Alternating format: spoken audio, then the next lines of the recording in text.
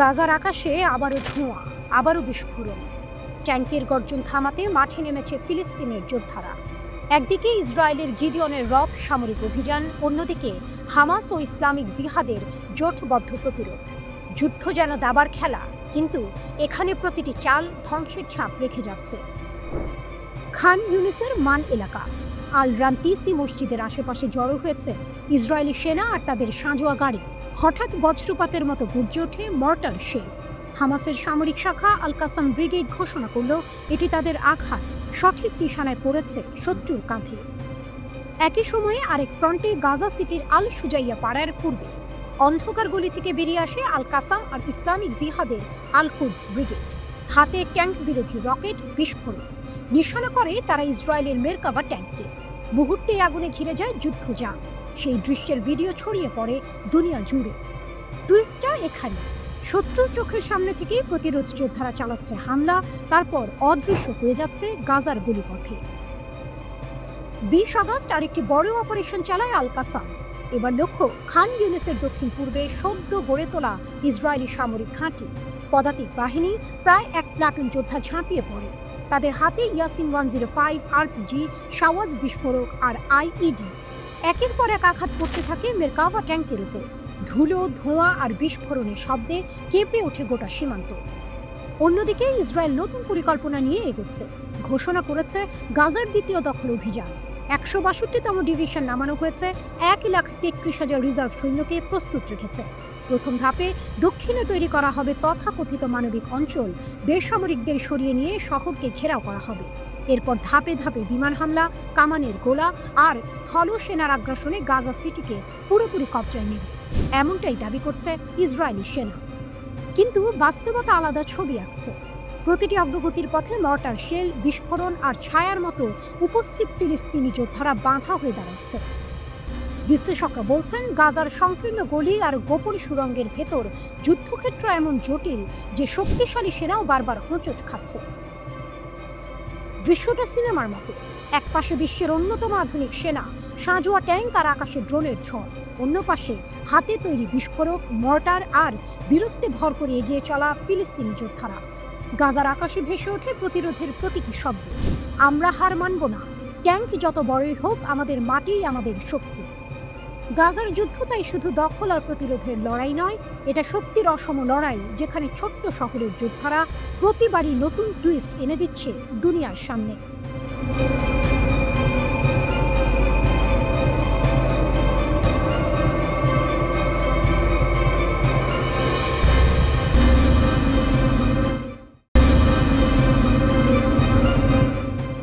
জর্ডানের গর্জন, ইসরায়েলের বিরুদ্ধে নতুন ঝড়ের আভাস। ভূমধ্যসাগরের বাতাস হঠাৎই যেন দিক বদল করেছে। এতদিন ফিলিস্তিনের কান্না, গাজার ধ্বংসযজ্ঞ, পশ্চিম তীরের হাহাকার, সবকিছুর মাঝে নীরব ছিল প্রতিবেশী রাষ্ট্রগুলো। কিন্তু এবার আর নীরবতা নয়, এবার মঞ্চে উঠেছে জর্ডান। নেতানিয়াহু গ্রেটার ইসরায়েলের মানচিত্র প্রকাশ করলেন, আর তার ঠিক পরেই জর্ডান ঘোষণা দিল যুদ্ধের প্রস্তুতির। ইসরায়েলের প্রধানমন্ত্রী বেনিয়ামিন নেতানিয়াহু সম্প্রতি যে মানচিত্র প্রকাশ করেছেন তা যেন আগুনে ঘি ঢালার মতো।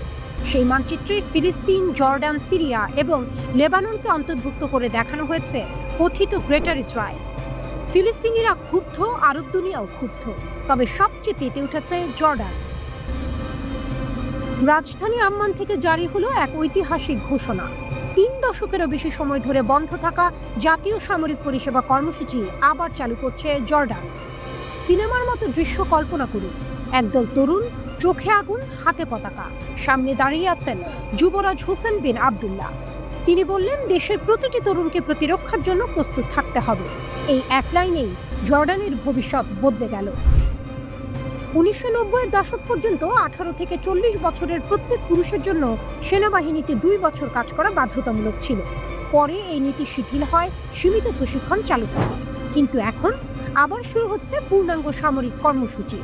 আগামী বছর জানুয়ারি থেকে 2007 সালে জন্ম নেওয়া ছেলেরা যখন 18 পেরোবে, তখনই শুরু হবে এই নতুন অধ্যায়। প্রথম পর্যায়ে যোগ দেবে 6000 তরুণ। দ্রুত সেই সংখ্যা বাড়বে 10,000-এ। এক প্রজন্ম গড়ে উঠবে যুদ্ধের জন্য, দেশের প্রতিরক্ষার জন্য। জর্ডানের এই সিদ্ধান্ত কেবল সামরিক নয়, এটি রাজনৈতিকও। সিরিয়ার ভেতরে অস্থিরতা, গৃহযুদ্ধের সম্ভাবনা, ফিলিস্তিনিদের জোর করে বিতাড়ন, গাজায় হত্যাযজ্ঞ, সব মিলিয়ে জর্ডান এখন দ্বিগুণ হুমকির মুখে। একদিকে বাইরের হানা, অন্যদিকে অভ্যন্তরীণ অস্থিরতার আশঙ্কা। ঠিক এই মুহূর্তে গ্রেটার ইসরায়েলের মানচিত্রে জর্ডানকে অন্তর্ভুক্ত করে নেতানিয়াহু দিলেন চরম বার্তা। আর সেই বার্তার জবাবই যেন এসেছে আম্মান থেকে। আমরা প্রস্তুত, আমরা এক, আমরা লড়ব। বিশ্লেষকরা বলছেন, জর্ডানের এই কর্মসূচি শুধু সেনাবাহিনীকে শক্তিশালী করবে না, তরুণদের ভেতরও এক নতুন পরিচয় গড়ে তুলবে। শৃঙ্খলা, চরিত্র এবং সবচেয়ে বড় কথা, দেশের প্রতি অবিচল আনুগত্য। জর্ডান হয়তো বড় শক্তি নয়, না আছে পারমাণবিক অস্ত্র, না আছে বিশ্বশক্তির মতো মহাকাশ প্রযুক্তি, কিন্তু আছে এক অমূল্য সম্পদ, ঐক্যবদ্ধ তরুণ প্রজন্ম। যুবরাজ হুসেন বিন আবদুল্লাহর নেতৃত্বে সেই প্রজন্ম এখন জেগে উঠছে। চিত্রনাট্য যেন লেখা হয়ে গেছে। একপাশে দখলদার ইসরায়েল, গ্রেটার ইসরায়েলের বিভীষিকাময় স্বপ্ন নিয়ে, অন্য পাশে ছোট্ট জর্ডান, কিন্তু বুক ভরা সাহস নিয়ে। মধ্যপ্রাচ্যের আকাশে প্রশ্ন ভেসে বেড়াচ্ছে, এই লড়াইয়ে শেষ পর্যন্ত কে টিকে থাকবে? সময়ই দেবে জবাব। কিন্তু ইতিহাসের পাতায় ইতিমধ্যেই লেখা হয়ে গেছে এক নতুন অধ্যায়। জর্ডান গর্জেছে।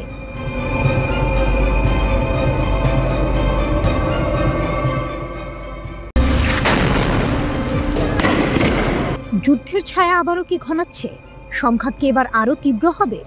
মধ্যপ্রাচ্যের আকাশে ধীরে ধীরে জমছে এক অগ্নিঘূর্ণির মেঘ। বিশ্বজুড়ে গোয়েন্দা প্রতিবেদনের স্রোত বলছে, ডিসেম্বরে নয়, হয়তো অগাস্টের শেষেই ইসরায়েল আবার ঝাঁপিয়ে পড়তে পারে ইরানের উপর। ইরান জানে ঝড় আসছে, এবং এবার তারা দাঁড়িয়ে থাকবে না। শুরু থেকেই আঘাত করবে, যেন প্রথম নিঃশ্বাসেই শত্রুর অহংকার চূর্ণ হয়ে যায়। লক্ষ্য একটাই, ইসরায়েলের সামরিক আধিপত্যের স্বপ্ন গুঁড়িয়ে দেয়া। জুনের যুদ্ধ ছিল কেবল ইরানের পারমাণবিক কর্মসূচি ধ্বংসের অভিযান ছিল না, ওটা ছিল মধ্যপ্রাচ্যের ক্ষমতার ভারসাম্য বদলানোর চেষ্টা। 2 দশক ধরে ইসরায়েল চাইছে আমেরিকাকে ব্যবহার করে ইরানকে দুর্বল করতে, যা একা তাদের পক্ষে সম্ভব নয়। তখন ইসরায়েলের 3টি গোপন উদ্দেশ্য ছিল: আমেরিকাকে সরাসরি যুদ্ধে টেনে আনা, ইরানি সরকারকে ভেঙে ফেলা, ইরানকে এমন এক ভঙ্গুর রাষ্ট্রে পরিণত করা যাকে সিরিয়া বা লেবাননের মতো অবলীলায় বোমা মারা যাবে। কিন্তু ফলাফল, শুধু প্রথম লক্ষ্যটাই আংশিক সফল। ট্রাম্পের অংশগ্রহণ ছিল সীমিত, পূর্ণাঙ্গ যুদ্ধ নয়, আর সেখানেই ইসরায়েলের গতি থেমে যায়। ইরানের অটল প্রতিরোধ। ইসরায়েল ভেবেছিল শুরুতেই আঘাত করে শাসন ব্যবস্থাকে ভেঙে ফেলবে। 30 জন শীর্ষ কমান্ডার ও 19 জন পারমাণবিক বিজ্ঞানীকে হত্যা করেও তারা পেল সাময়িক সাফল্য। মাত্র 18 ঘন্টায় ইরান প্রতিস্থাপন করল সেই কমান্ডারদের আর ছুড়ল বিধ্বংসী ক্ষেপণাস্ত্র। বার্তা স্পষ্ট, আমরা ক্ষয় সহ্য করব, তবু শত্রুর দিকে বজ্রপাত নামাবো।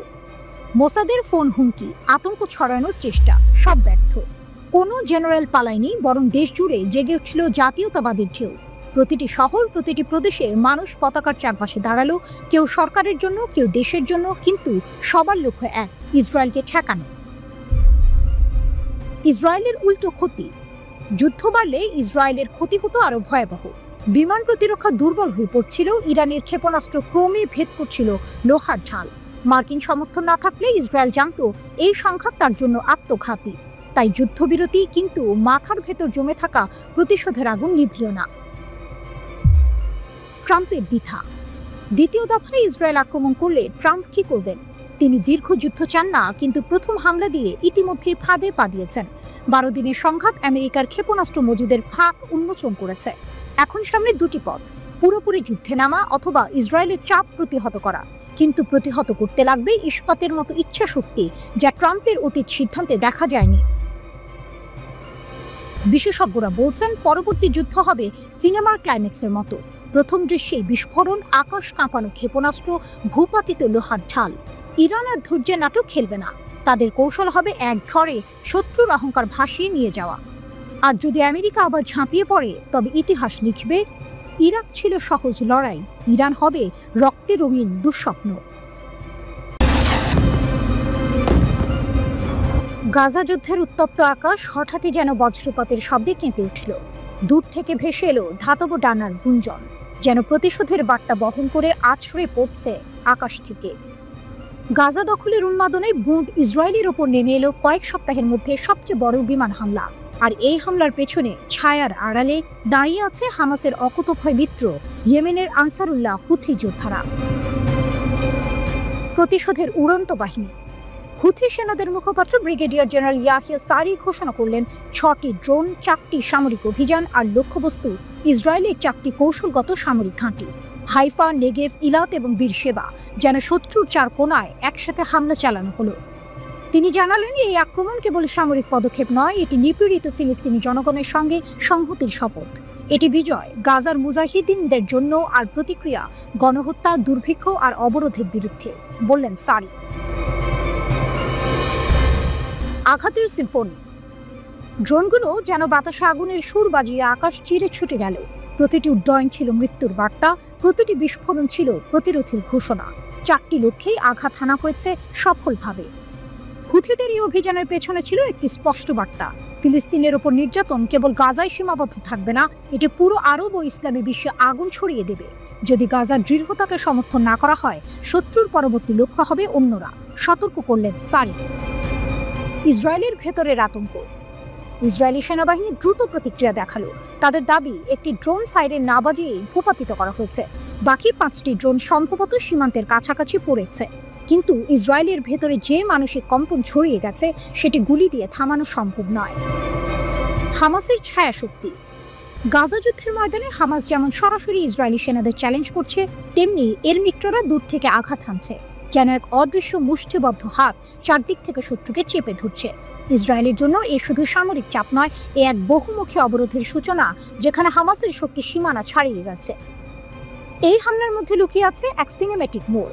যুদ্ধ যেন গাজায় সীমাবদ্ধ নয়, ইয়েমেনের আকাশ থেকেও আঘাত আসছে, লেবাননের পাহাড় থেকেও হামলার হুমকি ভাসছে, আর ইসরায়েলের চারপাশে প্রতিরোধের এক বিশাল বৃত্ত আঁকা হচ্ছে। জাতিসংঘের দূত অবশ্য সতর্ক করেছেন, ইয়েমেনকে আঞ্চলিক সংঘাতের বাইরে রাখতে হবে। কিন্তু বাস্তবতা বলছে, গাজার অবরোধ না ভাঙা পর্যন্ত এই আগুন থামার কোনো সম্ভাবনা নেই। গাজার রাত তাই এখন শুধুই যুদ্ধের আগুনের নয়, এটা প্রতিশোধ, ঐক্য আর দূর থেকে আসা এক ভয়ঙ্কর হাতিয়ার, ড্রোনের রাত। যেন আকাশও ঘোষণা করছে, গাজা একা নয়। রাতের আকাশে ধোঁয়ার রেখা, দূরে বিস্ফোরণের গর্জন। মধ্যপ্রাচ্যের মানচিত্র আবারও আঁকা হয়েছিল আগুনের দাগ। ইরান ও ইসরায়েলের মধ্যে তীব্র সংঘর্ষের এই গল্পের পেছনে লুকিয়ে আছে এক চমকপ্রদ মোড়। যে রাশিয়াকে এতদিন ইরানের ঘনিষ্ঠ বন্ধু, বিশ্বস্ত মিত্র হিসেবে দেখা হয়েছে, সেই রাশিয়া যুদ্ধের মুহূর্তে পাশে দাঁড়ায়নি। কেন? উত্তরটি যেন এক গুপ্তচরের কানে ফিসফিসানো গোপন বার্তার মতো। যুদ্ধ শুরুর ঠিক কয়েকদিন আগে ইসরায়েল নাকি সরাসরি মস্কোকে সতর্ক করেছিল, ইরানকে কোনো সাহায্য দেওয়া যাবে না। অভিযোগ করছেন ইরানের কট্টরপন্থী নেতারা। তারা বলছেন, রাশিয়া ইসরায়েলের কাছ থেকে তথ্য পেয়ে তেহরানের প্রতি সমর্থন গোপন করে। এই প্রকাশের পর থেকে তেহরান মস্কো সম্পর্ক নিয়ে বিতর্ক তুঙ্গে। প্রশ্ন উঠছে, পুতিন কি সত্যি ইরানের বন্ধু, নাকি প্রয়োজনের সময় বন্ধুদের ত্যাগ করতে দ্বিধা করেন না? মস্কো এখন মধ্যপ্রাচ্যে আরও দৃঢ়ভাবে নিজের প্রভাব বাড়াচ্ছে। রাশিয়ার ভূ রাজনৈতিক পরিকল্পনায় ইরান এখন এক অপরিহার্য কেন্দ্রীয় অংশে পরিণত হয়েছে। কারণ কঠোর নিষেধাজ্ঞার কারণে ভারত মহাসাগর থেকে পূর্ব আফ্রিকা পর্যন্ত পৌঁছানো রাশিয়ার জন্য বড় চ্যালেঞ্জ হয়ে দাঁড়িয়েছে। আর সেই কারণেই সব মিলিয়ে রাশিয়ার প্রধান সহযোগী ও এক শক্তিশালী অংশীদার হিসেবে উঠে এসেছে ইরান। এতদিন তাদের সম্পর্ক ছিল বেশ বন্ধুত্বপূর্ণ, কিন্তু সম্প্রতি এই সম্পর্ক ঘিরে তৈরি হয়েছে ধোঁয়াশা। ইরান ও ইসরায়েলের মধ্যে তীব্র উত্তেজনার মাঝেই হঠাৎ যুক্তরাষ্ট্র ইরানের পারমাণবিক স্থাপনাগুলোতে বিমান হামলা চালায়। এতে সরাসরি যুক্তরাষ্ট্র নিজেকে এই সংঘাতে জড়িয়ে ফেলে। কিন্তু এই সময়ে ইরানের সবচেয়ে বড় বন্ধু হিসেবে পরিচিত রাশিয়া নীরব থেকে যায়।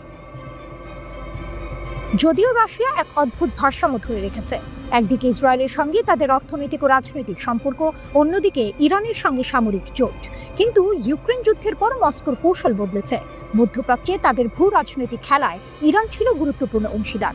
ইরানের ড্রোন প্রযুক্তি রাশিয়াকে ইউক্রেন যুদ্ধে বড় সুবিধা দিয়েছে। 2022 সালে দুই দেশের মধ্যে $1.75 বিলিয়ন ড্রোন চুক্তি হয়, যাতে বলা ছিল 2025 সালের মধ্যে 6000 শাহেদ ড্রোন তৈরি হবে। কিন্তু রাশিয়া 1 বছর আগে সেই লক্ষ্যমাত্রা পূর্ণ করে, আর তাতেই শুরু হয় মতবিরোধ। উপগ্রহ চিত্র ধরা পড়েছে মস্কো থেকে প্রায় 600 মাইল দূরে বিশাল কারখানায় এখন শাহিদ ড্রোনের উৎপাদন চলছে পূর্ণ গতিতে, তাও ইরানের সাহায্য ছাড়াই। পশ্চিমা গোয়েন্দারা বলছে আজ রাশিয়া প্রায় 90% শাহিদ সিরিজের ড্রোন নিজে বানাতে সক্ষম। শুধু তাই নয়, চুক্তি অনুযায়ী ইরানকে অর্থ নাকি সম্পূর্ণ দেয়নি রাশিয়া। আরেকটি সংবেদনশীল ইস্যু আঞ্চলিক অবকাঠামো প্রকল্প জাঙ্গেজুর করিডোর। আজারবাইজান ও আর্মেনিয়াকে যুক্ত করবে এই পথ, যা ইরান বহুদিন ধরে বিরোধিতা করছে, কারণ এতে তাদের আঞ্চলিক প্রভাব কমে যাওয়ার আশঙ্কা। কিন্তু রাশিয়া এর সমর্থনে দাঁড়িয়ে আবারও ইরানকে অস্বস্তিতে ফেলেছে। সাম্প্রতিক হামলায় তাদের প্রতিরক্ষা ব্যবস্থার দৃঢ়তা, ড্রোন প্রযুক্তির শক্তি এবং ক্ষেপণাস্ত্র সক্ষমতা দেখিয়ে দিয়েছে তারা এখনও মধ্যপ্রাচ্যের অন্যতম বড় সামরিক শক্তি। ইরান জানে মিত্র বদলাতে পারে, কিন্তু শক্তি থাকলে খেলার নিয়মও বদলানো যায়। একটা প্রশ্ন বাতাসে ঝুলে আছে, রাশিয়া কি সত্যি ইরানের কৌশলগত বন্ধু, নাকি নিজেদের স্বার্থে যে কোনো সময় ছুরি চালিয়ে দেবে? পেছনের অন্ধকারে ভেসে ওঠে ড্রোনের গুঞ্জন, আর আকাশে প্রতিধ্বনিত হয় এক সতর্ক সংকেত। বন্ধুত্বের প্রতিশ্রুতি যুদ্ধক্ষেত্রে অনেক সময় কেবল ধোঁয়া হয়ে উড়ে যায়। রাতের আকাশে বাজ পাখির মতো উড়ছিল ইসরায়েলের নতুন আধুনিক F-35 স্টেলথ যুদ্ধ বিমানগুলো। এই যুদ্ধ বিমানগুলোকে বলা হয় পৃথিবীর সবচেয়ে উন্নত অদৃশ্যমান বিমান। কিন্তু সেই আকাশেই ইরানের বুকে বাজল এক বিধ্বংসী গান। ইরানের বিমান প্রতিরক্ষা ও ক্ষেপণাস্ত্র বাহিনী একের পর এক F-35 ভূপাতিত করেছিল, যা এতদিন ভাবা হয়েছিল অসম্ভব। প্রথমবারের মতো ইরান এক পঞ্চম প্রজন্মের স্টেলথ যুদ্ধ বিমান ভূপাতিত করেছিল, ফিল্মের মতো নয়, বাস্তব যুদ্ধের মাঠে। এই ঘটনায় শুধু ইসরায়েলের নয়, গোটা বিশ্বের নজর ঘুরে গেছে। ইরানের এই কৌশল ছিল নিখুঁত পরিকল্পিত। তারা তাদের সক্রিয় রাডার সিস্টেম লুকিয়ে রেখেছিল, শত্রুর চোখে আকাশ নির্জন দেখিয়ে। ইসরায়েলি ড্রোন ও বিমান ভুল কৌশল অনুসরণ করে বলে ভেবেছিল তারা ইরানের বিমান প্রতিরক্ষা ভঙ্গুর করে ফেলেছে।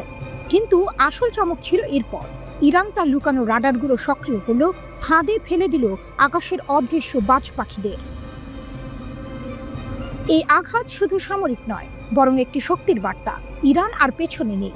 তাদের প্রযুক্তি, তাদের প্রস্তুতি এখন এমন পর্যায়ে পৌঁছেছে যেখানে সবচেয়ে আধুনিক ও দামি বিমানগুলো ধ্বংস হতে পারে। এরই প্রভাবে স্পেন তার বহু পরিকল্পিত F-35 ক্রয় বাতিল করার সিদ্ধান্ত নিয়েছে। তারা মার্কিন স্টেলথ বিমানের বদলে ইউরোপীয় বিমান যেমন ইউরোফাইটার টাইফুন ও FCAS প্রকল্পের দিকে ঝুঁকছে।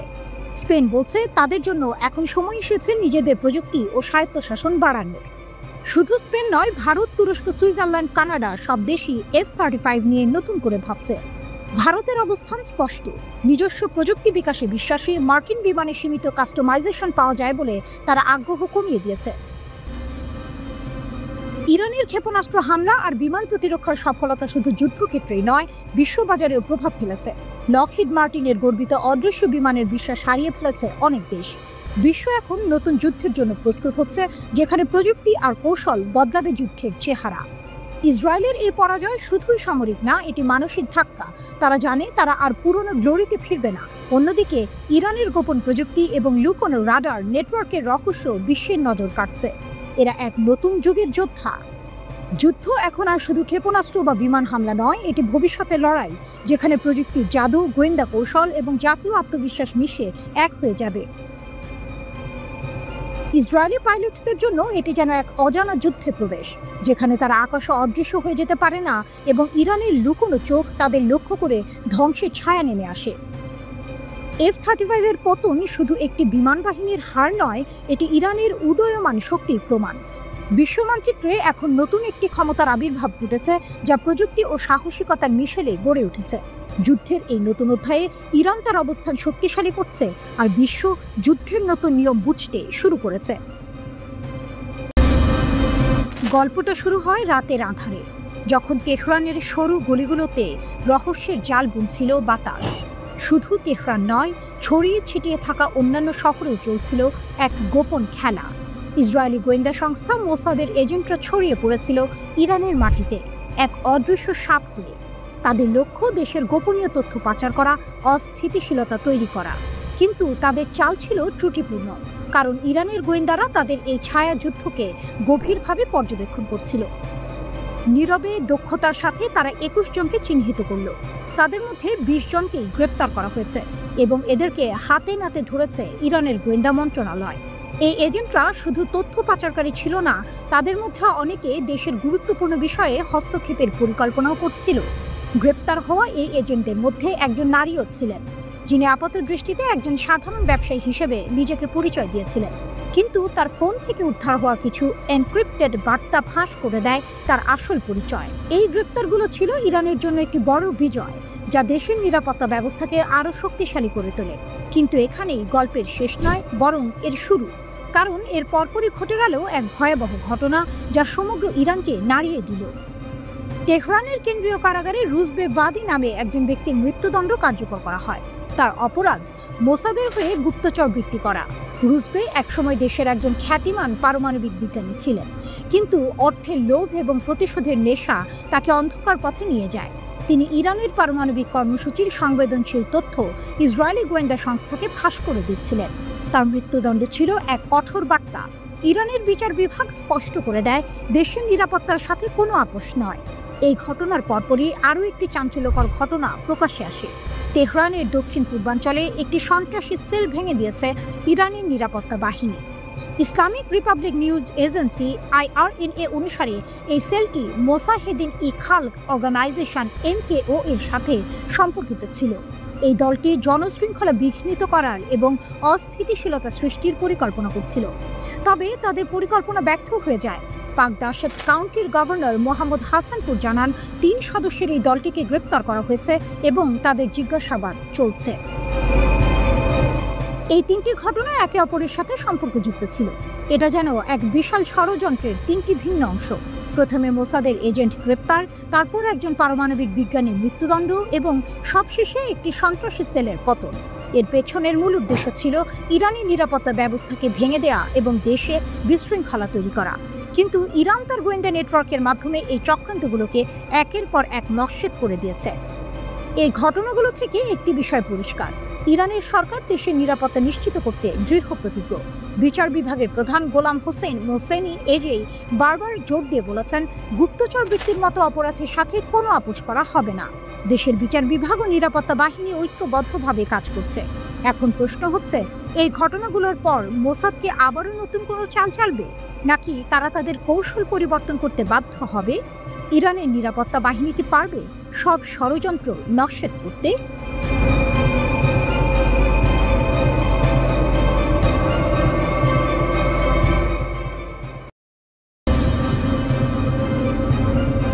ফাঁসির মঞ্চে এক পরমাণু বিজ্ঞানী, বিশ্বাসঘাতকতার এক নির্মম গল্প। গল্পটা শুরু হয়েছিল নীরবে। এক ফাঁসি কার্যকর হয়েছে, খবরটা যেন প্রতিদিনকার সাধারণ এক ঘটনার মতো। কিন্তু এই সাধারণের আড়ালে লুকিয়ে ছিল এক চাঞ্চল্যকর সত্য, এক ভয়ঙ্কর বিশ্বাসঘাতকতার গল্প। এই ফাঁসির আসামি কোনো সাধারণ অপরাধী নয়। একসময় সে ছিল ইরানের গর্ব, এক পরমাণু বিজ্ঞানী। নাম তার রুজবে ভাদি। গুগলে তার নাম খুঁজলে দেখা যায় তার ক্যারিয়ার ছিল অত্যন্ত উজ্জ্বল। ইরানের পারমাণবিক শক্তি অর্জনের জন্য তার অবদান ছিল অপরিসীম। ডক্টরেট ডিগ্রিধারী এই বিজ্ঞানী 2011 সালে দেশের সবচেয়ে সেরা কিছু পরমাণু বিজ্ঞানীর সঙ্গে মিলে একটি গবেষণাপত্র লিখেছিলেন। তাদের এই গবেষণা ইরানের পারমাণবিক অগ্রগতির এক গুরুত্বপূর্ণ ধাপ ছিল।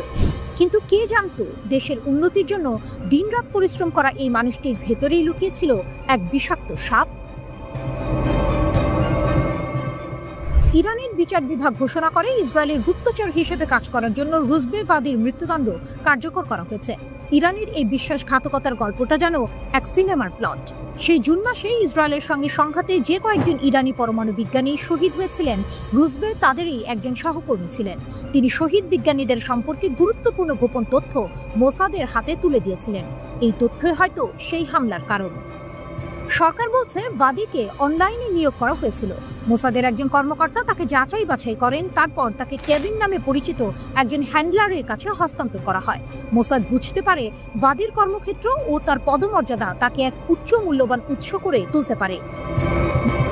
মোসাদ তাই তাকে সরাসরি তাদের সেরা একটি বিভাগের সাথে যুক্ত করে। তাকে প্রতি মাসে একটি ক্রিপ্টোকারেন্সি ওয়ালেটের মাধ্যমে অর্থ প্রদান করা হতো, যেন তার গতিবিধি বোঝা না যায়। ভাদিকে শুধু টাকা দিয়ে শান্ত করা হয়নি, তাকে দেওয়া হয়েছিল একটি বিশেষ ফোন, ল্যাপটপ এবং 2টি ফ্ল্যাশ ড্রাইভ। এরপর তাকে দেওয়া হয় গোপন তথ্য সংগ্রহের প্রশিক্ষণ।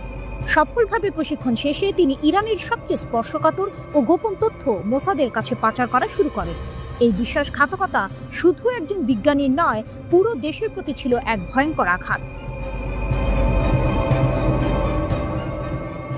ঘটনাটি আবারও প্রমাণ করে শত্রুরা কেবল সামরিক শক্তি দিয়ে আঘাত করে না, তারা দেশের ভেতর থেকেই শত্রুদের তৈরি করার চেষ্টা করে। কিন্তু ইরান তার শক্তি ও প্রতিরোধের প্রমাণ রেখেছে। বিশ্বাসঘাতককে খুঁজে বের করে তাকে সর্বোচ্চ শাস্তি দিয়ে ইরান প্রমাণ করেছে যে দেশের নিরাপত্তার সঙ্গে কোনো আপোষ করা হবে না। এই ফাঁসি কেবল একজন অপরাধীর শাস্তি নয়, এটি ইরানের সেই শক্তির প্রতিধ্বনি যা দেশের সার্বভৌমত্ব ও নিরাপত্তার জন্য যে কোনো মূল্যে লড়তে প্রস্তুত। এই ফাঁসির ঘটনাটি যেন এক সতর্কবাণী, যা বলছে যে কোনো দেশের সবচেয়ে বড় শত্রু দেশের বাইরের নয়, বরং ভেতরের বিশ্বাসঘাতকরা। ইরানের এই কঠোর পদক্ষেপ প্রমাণ করে দেশের সুরক্ষার জন্য তারা কতটা দৃঢ় প্রতিজ্ঞ।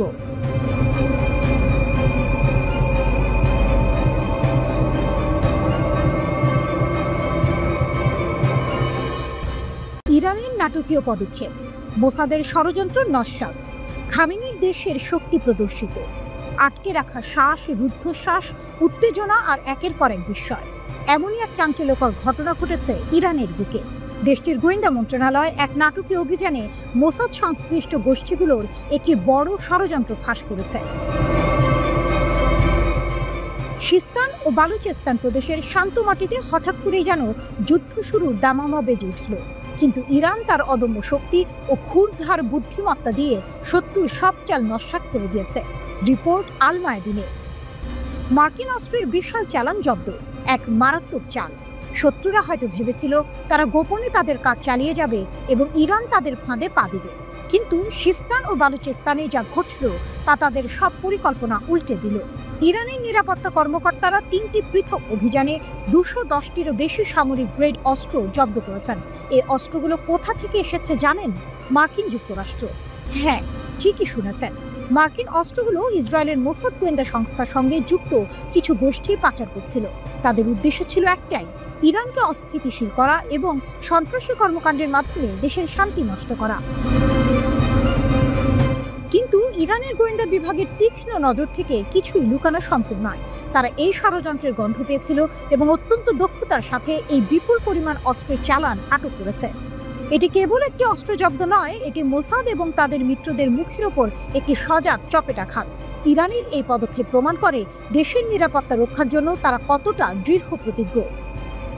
আইআরজিসির হুঁশিয়ারি, প্রত্যাশার চেয়েও কঠোর জবাব। ইরান শুধু অস্ত্র জব্দ করেই থেমে থাকেনি, বরং শত্রুদের প্রতি এক কঠিন বার্তা দিয়েছে। দেশটির সামরিক কমান্ডারদের শাহাদাতের 40তম দিন উপলক্ষে দেয়া এক বিবৃতিতে Islamic Revolutionary Guard Corps IRGC স্পষ্ট জানিয়ে দিয়েছে, ইরানের নিরাপত্তার উপর যে কোনো হুমকির জবাবে তারা প্রত্যাশার চেয়েও বেশি কঠোর প্রতিক্রিয়া জানাবে। বিবৃতিতে বলা হয়েছে, অপারেশন ট্রু প্রমিস 3 এর চেয়েও বেশি শক্তিশালী এবং বেদনাদায়ক হবে তাদের পরবর্তী পদক্ষেপ। এই হুঁশিয়ারি দেওয়া হয়েছে মূলত যুক্তরাষ্ট্র, ইসরায়েল এবং তাদের মিত্রদের উদ্দেশ্যে। এর মাধ্যমে আইআরজিসি নিজেদের অপ্রতিরোধ্য শক্তির কথা পুনরায় স্মরণ করিয়ে দিয়েছে। তারা যে কোনো আগ্রাসনের বিরুদ্ধে যে কোনো সময়, যে কোনো স্থানে কড়া জবাব দিতে প্রস্তুত। এই ঘটনাগুলো কেবল অস্ত্রের চালান আটকের খবর নয়, বরং এটি ইরানের অদম্য শক্তি, সামরিক প্রস্তুতি এবং দেশের নিরাপত্তা নিশ্চিত করার দৃঢ় প্রতিজ্ঞার এক সুস্পষ্ট প্রতিফলন। শত্রুরা যখন দেশের শান্তি নষ্ট করতে চায়, তখন ইরান যেন আরও শক্তিশালী হয়ে ওঠে। এই নাটকীয় মোড় এবং রুদ্ধশ্বাস পরিস্থিতি প্রমাণ করে ইরানকে দুর্বল ভাবার কোনো অবকাশ নেই। দেশের সার্বভৌমত্ব রক্ষায় তারা যে কতটা অপ্রতিরোধ্য তা আবারও প্রমাণিত হলো। এই ঘটনা কি অঞ্চলে আরও নতুন কোনো উত্তেজনার জন্ম দেবে, নাকি শত্রুরা ইরানের এই শক্তি দেখে পিছু হটবে?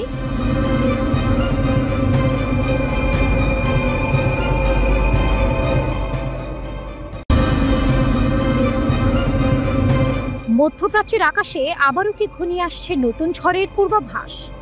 গাজা থেকে শুরু করে সমগ্র ভূখণ্ডে চলা সংঘাতের উত্তাপ যখন কিছুটা থিত হচ্ছিল, ঠিক তখনই যেন তেহরান থেকে ভেসে এলো এক হুঙ্কার। এই বার্তা কেবল কোনো রাজনৈতিক বিবৃতি নয়, বরং ইসরায়েলের প্রতি এক সরাসরি এবং শীতল চ্যালেঞ্জ। ইরানের সেনাপ্রধান মেজর জেনারেল আমির হাতামির কণ্ঠে শোনা গেল সেই হুঁশিয়ারি, আমাদের ক্ষেপণাস্ত্র ও ড্রোন শক্তি সম্পূর্ণরূপে সংরক্ষিত আর তা গুলি চালানোর জন্য প্রস্তুত। এই বাক্যটি যেন এক সিনেমার সবচেয়ে গুরুত্বপূর্ণ সংলাপের মতো।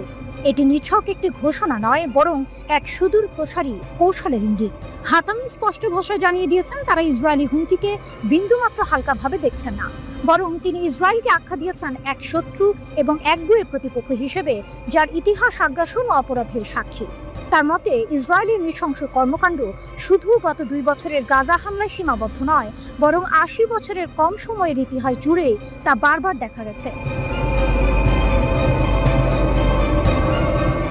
ইরানের এই অনড় অবস্থান আসলে তাদের শক্তির এক গভীর আত্মবিশ্বাস থেকে এসেছে। হাতামি জোর দিয়ে বলেন, জাতি হিসেবে তারা অনেক ত্যাগ স্বীকার করেছে। জ্যেষ্ঠ কমান্ডার, বিজ্ঞানী এবং নিরীহ বেসামরিকদের শাহাদাত বরণ করতে হয়েছে, কিন্তু তার দাবি এই অসম যুদ্ধে তারা জয়লাভ করেছে, কারণ তারা শত্রুর ওপর উল্লেখযোগ্য আঘাত হেনেছে এবং তাদের সব কৌশলগত লক্ষ্য ব্যর্থ করে দিয়েছে। পশ্চিমা বিশ্ব যখন ইরানকে কোণঠাসা মনে করছিল, তখন তারা নিজেদেরকে বিজয়ী হিসেবে দেখছে।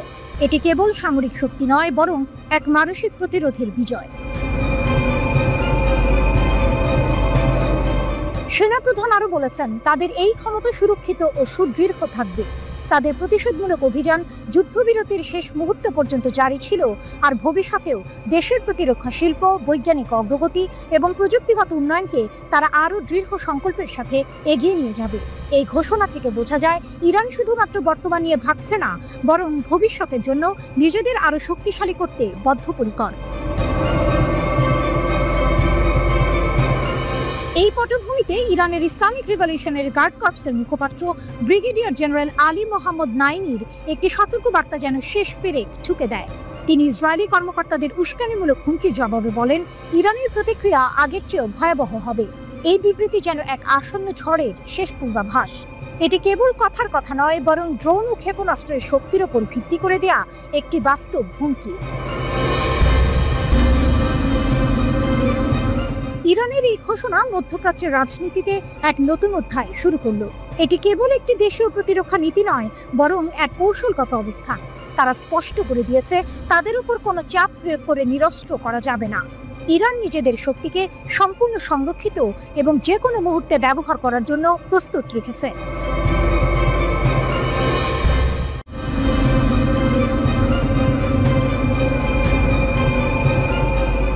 আবারও ক্ষেপণাস্ত্র হামলার পর ভূগর্ভস্থ আশ্রয় কেন্দ্রে ইসরায়েলিরা। তেল আবিবের সতর্ক অবস্থানে মধ্য ইসরায়েল জুড়ে সাইরেন বাজানোয় আতঙ্ক ছড়িয়ে পড়ে। ইয়েমেনের সশস্ত্র বাহিনী বেন গুরিয়ন বিমানবন্দরে হাইপারসনিক ক্ষেপণাস্ত্র হামলার দাবি করেছে। ইয়েমেনিদের ছোড়া একটি ব্যালিস্টিক ক্ষেপণাস্ত্র ইসরায়েলি বিমান প্রতিরক্ষা বাহিনী প্রতিহত করার দাবি করেছে। প্রাথমিক প্রতিবেদন অনুসারে এই হামলায় কোনো হতাহত বা ক্ষয়ক্ষতির খবর পাওয়া যায়নি।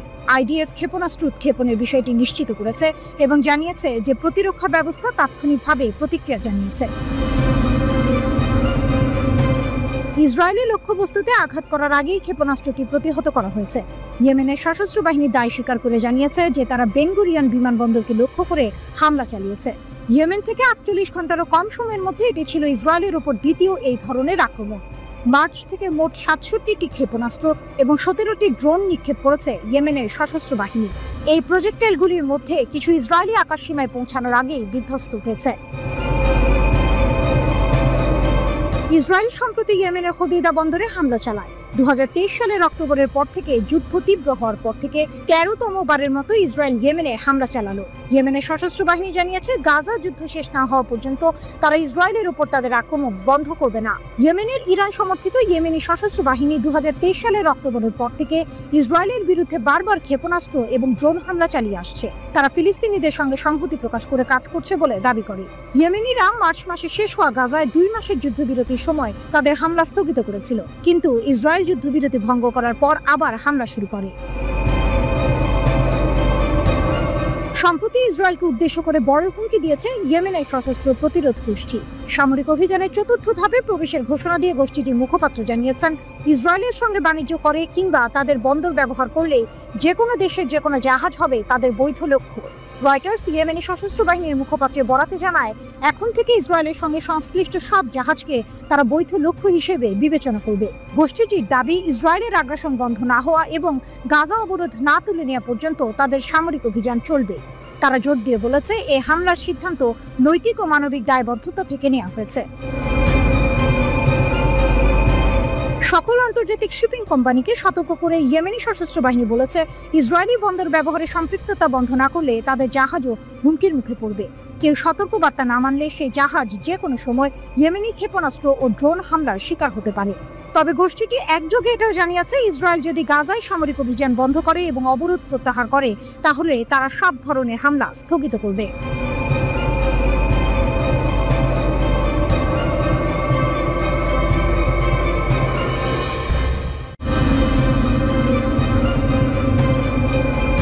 ইরান অদম্য এক জাতির অবিশ্বাস্য উত্থান। জানজান শহরের মঞ্চে দাঁড়িয়ে ইরানের রাষ্ট্রপতি মাসুদ পেজেশকিয়ান যখন বজ্রকণ্ঠে ঘোষণা করলেন কোনো শক্তি ঐক্যবদ্ধ ইরানকে নতজানু করতে পারবে না, তখন যেন গোটা ইরানের আকাশ বাতাস এক নতুন আশার বার্তার অনুরণনে ভরে উঠল। এ শুধু কথার কথা নয়, এ হলো এক জাতির অদম্য স্পৃহা আর ইস্পাত কঠিন সংকল্পের প্রতিধ্বনি, যা সাম্প্রতিক এক শ্বাসরুদ্ধকর যুদ্ধের পর আরও একবার প্রমাণিত হলো। কে ভেবেছিল যে দেশটার উপর ইসরায়েল আর আমেরিকার যৌথ আগ্রাসন নেমে এসেছিল, সেই দেশই এত দ্রুত নিজেদের শক্তি ও সক্ষমতার এমন এক নজির স্থাপন করবে যা বিশ্বকে তাক লাগিয়ে দেবে? জুনের 13 তারিখ যখন ইসরায়েল ইরানের উচ্চপদস্থ কর্মকর্তা ও পারমাণবিক বিজ্ঞানীদের নিশানা করল, আর তার পরপরই যখন মার্কিন যুক্তরাষ্ট্র ইরানের বেসামরিক পারমাণবিক স্থাপনায় বোমা ফেলে যুদ্ধকে আরও উস্কে দিল, তখন অনেকেই ভেবেছিল ইরানের দিন ফুরিয়ে এসেছে। কিন্তু তারা জানতো না, এক নতুন গল্পের সূচনা মাত্র। এ যেন এক হলিউডের থ্রিলারের চিত্রনাট্য। একদিকে অত্যাধুনিক আয়রন ডোম আর বিপুল সামরিক সরঞ্জাম নিয়ে সজ্জিত ইসরায়েল ও পরাশক্তি আমেরিকা, অন্যদিকে কঠোর নিষেধাজ্ঞায় জর্জরিত ইরান, যাদের একমাত্র শক্তি তাদের ঐক্য, জ্ঞান আর বিশ্বাস। কিন্তু এই বিশ্বাসই তাদের সবচেয়ে বড় অস্ত্র হয়ে উঠল যখন আগ্রাসন শুরু হলো। ইরানি জনগণ, পুলিশ, নিরাপত্তা বাহিনী এবং বিশেষ করে ক্ষেপণাস্ত্র বিজ্ঞানীরা যে সম্মানজনক ও শক্তিশালী প্রতিরোধ গড়ে তুললেন, তা ছিল সত্যিই প্রশংসার যোগ্য। রাষ্ট্রপতি পেজেশকিয়ান গর্বের সাথে স্মরণ করলেন সেই 12 দিনের যুদ্ধের কথা, যখন ইরানি সশস্ত্র বাহিনী, বিশেষ করে সেনাবাহিনী এবং ইসলামী বিপ্লবী গার্ড কর্পস IRGC তাদের সমস্ত শক্তি দিয়ে শত্রুদের মোকাবিলা করেছিল। বিশ্বাস করা কঠিন কিভাবে এই বাহিনীগুলো আয়রন ডোমের মতো সুরক্ষিত ব্যবস্থা ভেদ করে ইসরায়েলি লক্ষ্যবস্তুতে আঘাত হানল। শুধু তাই নয়, পশ্চিম এশিয়ার সবচেয়ে বড় মার্কিন সামরিক ঘাঁটি কাতারের আল উদেইদ বিমান ঘাঁটিতেও নির্ভুলভাবে হামলা চালালো তারা। এ যেন ডেভিডের গলিয়াতকে হারানোর এক আধুনিক উপাখ্যান। শত্রুদের সমস্ত হুমকি ও চাপকে তুচ্ছ করে ইরানি জাতীয় সশস্ত্র বাহিনী শুধু জাতীয় সার্বভৌমত্ব রক্ষা করেনি, তারা দেখিয়ে দিয়েছে যে দৃঢ় সংকল্পের কাছে কোনো বাধাই বড় নয়। যুদ্ধের মোড় ঘুরতে শুরু করলেও 24 জুন ইসরায়েলি সরকার ও মার্কিন যুক্তরাষ্ট্র ইরানের এই অপ্রত্যাশিত ও শক্তিশালী পাল্টা হামলায় এতটাই হতভম্ব হয়ে গিয়েছিল যে তাদের পক্ষে আর যুদ্ধ চালিয়ে যাওয়া সম্ভব হয়নি। তেল আবিব যুদ্ধবিরতি চাইতে বাধ্য হলো। এ যেন এক অবিশ্বাস্য টুইস্ট। যে দেশগুলো ইরানকে নতজানু করতে চেয়েছিল, তারাই শেষ পর্যন্ত নিজেদের গুটিয়ে নিতে বাধ্য হলো। ইসলামী বিপ্লবী নেতা আয়াতুল্লাহ সাইয়েদ আলী খামেনি ঠিকই বলেছিলেন, এই 12 দিনের যুদ্ধ ইরানি জাতির শক্তি ও দৃঢ়তা প্রকাশ করেছে। বিশ্ব দেখেছে ইসলামী প্রজাতন্ত্রের ভিত্তির অতুলনীয় দৃঢ়তা। এই যুদ্ধ ছিল ইরানের জন্য তাদের ইচ্ছা শক্তি এবং সক্ষমতা প্রদর্শনের এক মোক্ষম সুযোগ। পেজেশকিয়ানের কথাগুলো তাই শুধু স্লোগান নয়, এ হলো এক ঐতিহাসিক সত্যের প্রতিধ্বনি। যতক্ষণ পর্যন্ত ইরানি জনগণ তাদের ঐক্য ও সংহতি বজায় রাখবে, ততক্ষণ পর্যন্ত কোনো বাধা তাদের অগ্রগতিকে বাধাগ্রস্ত করতে পারবে না। এই যুদ্ধ ইরানকে বিশ্বের দরবারে এক নতুন পরাশক্তি হিসেবে তুলে ধরেছে, যারা নিজেদের আত্মমর্যাদা ও সার্বভৌমত্বের জন্য যে কোনো মূল্যে লড়তে প্রস্তুত। অদূর ভবিষ্যতে ইরান কি আরও বড় কোনো চমক নিয়ে আসছে?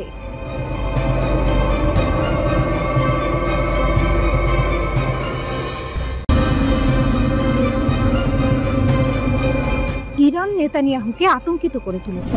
তার বাড়ির বাইরে ক্যামেরা স্থাপন করেছে। হত্যার চেষ্টার দাবির মধ্যে ইরানের একজন জ্যেষ্ঠ সংসদ সদস্যের বিশাল প্রকাশ। পেজেশকিয়ান আরাকচিকে হত্যার ষড়যন্ত্রের পর প্রতিশোধের প্রস্তুতি নিচ্ছে তেহরান। যুদ্ধ পুনরায় শুরু না হওয়ার জন্য নেতানিয়াহুকে ইরানের চূড়ান্ত সতর্কীকরণ। উত্তেজনার মধ্যে ইরান সর্বোচ্চ স্তরে ইসরায়েলের নিরাপত্তা লঙ্ঘন করেছে বলে দাবি করেছে। 12 দিনের যুদ্ধের 1 মাস পর একজন জ্যেষ্ঠ ইরানি আইন প্রণেতা ইসরায়েলি প্রধানমন্ত্রীকে ভয় দেখিয়ে একটি বার্তা দিয়েছেন। মোস্তফা জায়রি দাবি করেছেন যে ইরানি এজেন্টরা নেতানিয়াহুর বাড়ির বাইরে একটি ক্যামেরা স্থাপন করতে সক্ষম হয়েছে। ইরানি সংসদ সদস্যের বিস্ফোরক দাবিটি 29 জুলাই ইরান ইন্টারন্যাশনাল রিপোর্ট করেছে। জায়েরি ইরানি সংসদের জাতীয় নিরাপত্তা ও বৈদেশিক নীতি কমিটির সদস্য। একজন ইরানি সংসদ সদস্য দাবি করেছেন ইসরায়েলি নেতানিয়াহুর বাড়ির সামনে একটি নিরাপত্তা ক্যামেরা স্থাপন করা হয়েছে। ইরান ইন্টারন্যাশনাল অনুসারে জায়নিস্টিক গ্যাং কম্পাউন্ডে কোনো গোপন স্থান বলে কিছু নেই, জায়েরি বলেছেন। জায়েরি একটি এক্স পোস্টে সতর্ক করে বলেছেন, ইরান এর আগে কখনো ইসরায়েলি প্রধানমন্ত্রী এত ঘনিষ্ঠ ছিল না। বেনিয়ামিন নেতানিয়াহুর বিরুদ্ধে কথিত হত্যা প্রচেষ্টার মাত্র কয়েকদিন পরেই এটি এসেছে। 23 জুলাই 70 বছর বয়সী একজন গুরুতর অসুস্থ কর্মীর বিরুদ্ধে ইসরায়েলি প্রধানমন্ত্রীকে হত্যার ষড়যন্ত্রের অভিযোগ আনা হয়েছে। ওই নারী কেন্দ্রীয় ইসরায়েলের বাসিন্দা এবং দীর্ঘদিন ধরে সরকার বিরোধী আন্দোলনের সঙ্গে যুক্ত বলে জানিয়েছে কর্তৃপক্ষ।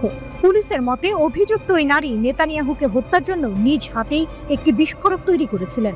পরিকল্পনা বাস্তবায়ন করতে তিনি আরও কয়েকজন সরকার বিরোধী কর্মীর সঙ্গে যোগাযোগ করে অস্ত্র সংগ্রহের চেষ্টা করেছিলেন। শুধু তাই নয়, নেতানিয়াহুর নিরাপত্তা ব্যবস্থা সম্পর্কেও তথ্য জানার চেষ্টা করেন তিনি। 28 জুলাই ইসরায়েলি মন্ত্রী ইসরায়েল কাটসের বিরুদ্ধেও একটি হত্যার ষড়যন্ত্রের কথা প্রকাশ করা হয়েছে। একজন ইসরায়েলি নাগরিক ইসরায়েল কাটসের বাড়ির কাছে একটি শক্তিশালী বোমা রেখেছিলেন বলে অভিযোগ করা হয়েছে। তেহরানের হাই প্রোফাইল হত্যার চেষ্টার অভিযোগের পর ইরানি এমপির দাবিও এসেছে। ইরানের পররাষ্ট্রমন্ত্রী আরাকচি একটি সাক্ষাৎকারে দাবি করেছেন তার নিজের বাড়ির বিপরীতে একটি বাড়িতে বোমা রাখা হয়েছিল। ইরানের রাষ্ট্রীয় টিভিতে আরাকচি এ মন্তব্য করেছেন, কিন্তু ইরান ইন্টারন্যাশনাল অনুসারে সাক্ষাৎকারটি সম্প্রচারিত হয়নি। 12 দিনের যুদ্ধের সময় 16 জুন ইসরায়েল ইরানের রাষ্ট্রপতিকে হত্যার চেষ্টা করেছিল বলেও অভিযোগ রয়েছে। ফার্সের একটি প্রতিবেদনে বলা হয়েছে, পেজিশকিয়ানদের একটি বৈঠক স্থলে ইসরায়েল 6টি ক্ষেপণাস্ত্র বা বোমা দিয়ে আঘাত করেছিল। একটি গোপন ভূগর্ভস্থ স্থাপনায় ওই সভা চলাকালে ইসরায়েল সেই স্থাপনার উভয় দিকের প্রবেশ পথে বোমা হামলা চালায়। এ সময় জরুরি বের হওয়ার পথ দিয়ে তিনি ও অন্যরা বের হয়ে আসার সময়ই তার পায়ে সামান্য আঘাত লাগে। 12 দিনের এই যুদ্ধ চলার সময় সামাজিক মাধ্যমে আসা ভিডিওগুলোতে দেখা গেছে তেহরানের উত্তর পশ্চিমাঞ্চলে একটি পর্বত এলাকায় বারবার হামলা করেছে ইসরায়েল।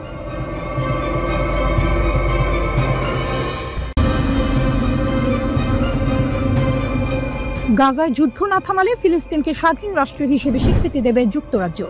যুক্তরাজ্যের প্রধানমন্ত্রী কিয়ার স্টারমার ঘোষণা দিয়েছেন যে যদি গাজায় যুদ্ধ না থামে তাহলে আগামী সেপ্টেম্বরের মধ্যে ফিলিস্তিনকে একটি স্বাধীন রাষ্ট্র হিসেবে স্বীকৃতি দেওয়া হবে। 29 জুলাই নিজের মন্ত্রী পরিষদের সঙ্গে এক জরুরি বৈঠকের পর তিনি এই সিদ্ধান্তের কথা জানান। ব্রিটিশ প্রধানমন্ত্রী বলেন, ইসরায়েলি সরকার যদি গাজার ভয়াবহ পরিস্থিতি নিরসনে কার্যকর পদক্ষেপ না নেয় এবং নির্দিষ্ট কিছু শর্ত পূরণ না করে, যার মধ্যে যুদ্ধবিরতি ও দীর্ঘমেয়াদী শান্তি প্রক্রিয়ার প্রতি অঙ্গীকার অন্তর্ভুক্ত, তাহলে এই স্বীকৃতি কার্যকর হবে। তিনি আরও উল্লেখ করেন যে যুক্তরাজ্যের মূল লক্ষ্য হল একটি স্বাধীন ফিলিস্তিন রাষ্ট্রের পাশে একটি নিরাপদ ইসরায়েল রাষ্ট্রের সহাবস্থান নিশ্চিত করা। এর আগে বিশ্বের প্রায় 139টি দেশ ফিলিস্তিনকে স্বাধীন রাষ্ট্র হিসেবে স্বীকৃতি দিয়েছে। ফ্রান্সও জাতিসংঘের সভায় ফিলিস্তিন রাষ্ট্রকে স্বীকৃতি দেওয়ার অঙ্গীকার করেছে। এদিকে ইসরায়েলের সঙ্গে সম্পর্ক স্বাভাবিক করতে কঠিন শর্ত সৌদি আরবের। ইসরায়েলের সঙ্গে সম্পর্ক স্বাভাবিকীকরণে কঠিন শর্ত দিয়ে আসছে সৌদি আরব। আবারও সেই শর্তের পুনর্ব্যক্ত করলেন সৌদি পররাষ্ট্রমন্ত্রী ফয়সাল বিন ফারহান। তিনি বলেছেন, ফিলিস্তিনের রাষ্ট্র প্রতিষ্ঠাই টেকসই শান্তির একমাত্র পথ। দ্য টাইমস অফ ইসরায়েলের প্রতিবেদনে বলা হয়, সৌদি আরব তার অবস্থান পুনর্ব্যক্ত করে বলেছে, ইসরায়েলের সঙ্গে স্বাভাবিকীকরণ কেবল একটি ফিলিস্তিনি রাষ্ট্র প্রতিষ্ঠার মাধ্যমেই সম্ভব। প্যারিসের সঙ্গে রিয়াদের সহযোগিতায় দ্বিরাষ্ট্রীয় সমাধানের প্রচারণায় জাতিসংঘের সম্মেলনের ফাঁকে এক সংবাদ সম্মেলনে সৌদি পররাষ্ট্রমন্ত্রী ফয়সাল বিন ফারহান বলে, এটি একই অবস্থান যা 1 বছর আগে সৌদি ক্রাউন প্রিন্স মোহাম্মদ বিন সালমান প্রকাশ করেছিলেন। ওদিকে ওপেন সোর্স তথ্য এবং প্রতিরক্ষা বিশেষজ্ঞদের বরাত দিয়ে ব্লুমবার্গ জানিয়েছে, 17 বছর পর প্রথমবারের মতো যুক্তরাষ্ট্র সম্ভবত ব্রিটেনে পারমাণবিক অস্ত্র মোতায়েন করেছে। এটি রাশিয়ার জন্য একটি সম্ভাব্য সতর্কবার্তা।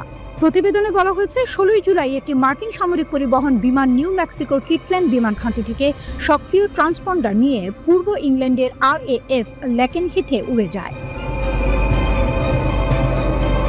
বেশ কয়েকজন প্রতিরক্ষা বিশ্লেষকের মতে বিমানটিতে B6112 থার্মোনিউক্লিয়ার বোমা বহন করা হয়েছিল বলে ধারণা করা হচ্ছে। এটি 2008 সালের পর যুক্তরাজ্যে প্রথম মার্কিন পারমাণবিক অস্ত্র মোতায়েনের ঘটনা। গত বছর ন্যাটোর প্রাক্তন মহাসচিব জেন্স স্টলটেনবার্গ বলেছিলেন, রাশিয়া ও চীনকে ঠেকাতে সামরিক জোটটি আরও পারমাণবিক অস্ত্র মোতায়েনের কথা বিবেচনা করছে। ক্রেমলিনের মুখপাত্র দিমিত্রি পেসকভ এই মন্তব্যকে আরেকটি উত্তেজনা বৃদ্ধি বলে বর্ণনা করেন। যুক্তরাজ্য থেকে তুরস্ক সবচেয়ে শক্তিশালী অপারমাণবিক বোমা উন্মোচন করেছে তুরস্ক। এর নাম গাজাব। ইস্তাম্বুলে অনুষ্ঠিত আন্তর্জাতিক প্রতিরক্ষা শিল্প মেলায় এটি উন্মোচন করা হয়। 2000 পাউন্ড বা প্রায় 970 কেজি ওজনের বোমাটি তৈরি করেছে তুরস্কের জাতীয় প্রতিরক্ষা মন্ত্রণালয়ের গবেষণা ও উন্নয়ন R&D কেন্দ্র। এক সরকারি কর্মকর্তা জানান, বোমাটি প্রতি মিটারে 10.16টি বিস্ফোরণ ঘটাতে পারে, যেখানে সাধারণত 3 মিটার ব্যবধানে একটি বিস্ফোরণ ঘটে। এতে এর বিধ্বংসী ক্ষমতা অনেক বেশি। এটি F-16 যুদ্ধ বিমান থেকে ফেলা হয়।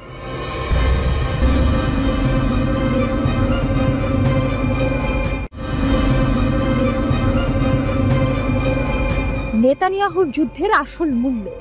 গাজার পাশাপাশি ইসরায়েলি সেনারাও কি শেষ হচ্ছে না?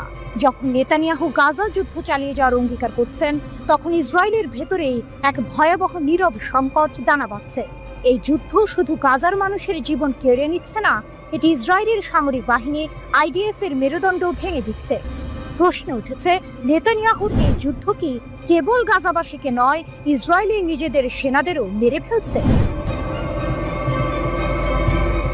ইসরায়েলের অদৃশ্য গণহত্যা, হাজার হাজার সেনার মানসিক পতন, ইসরায়েলের যুদ্ধযন্ত্র যেন নিজেই নিজেকে গ্রাস করছে।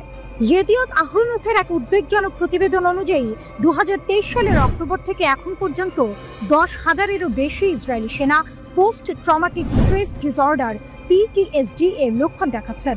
এর মধ্যে অন্তত 2769 জনকে আনুষ্ঠানিকভাবে PTSD রোগী হিসেবে চিহ্নিত করা হয়েছে।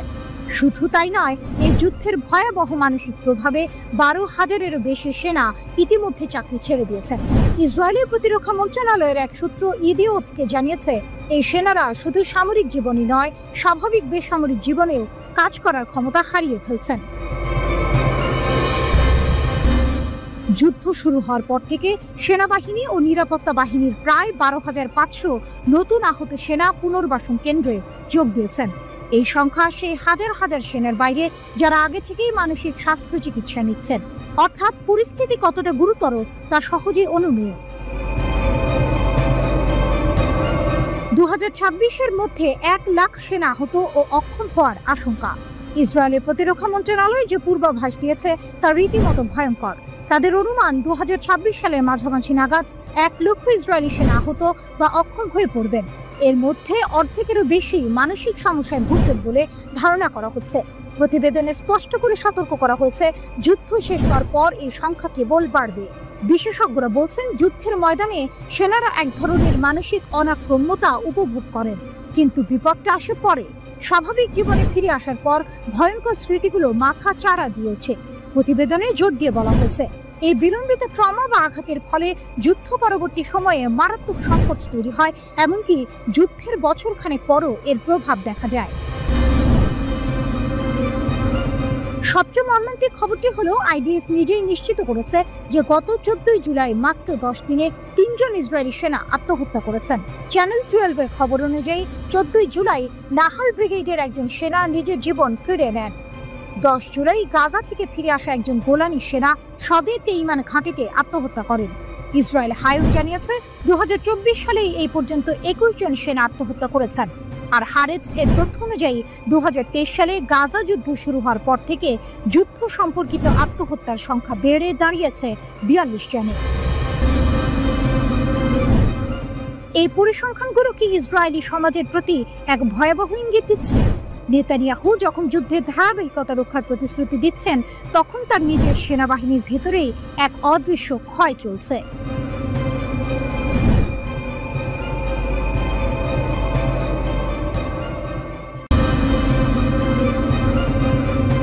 ইয়েমেন নতুন করে 5টি ড্রোন ব্যবহার করে ইসরায়েলে প্রতিশোধমূলক হামলা চালিয়েছে।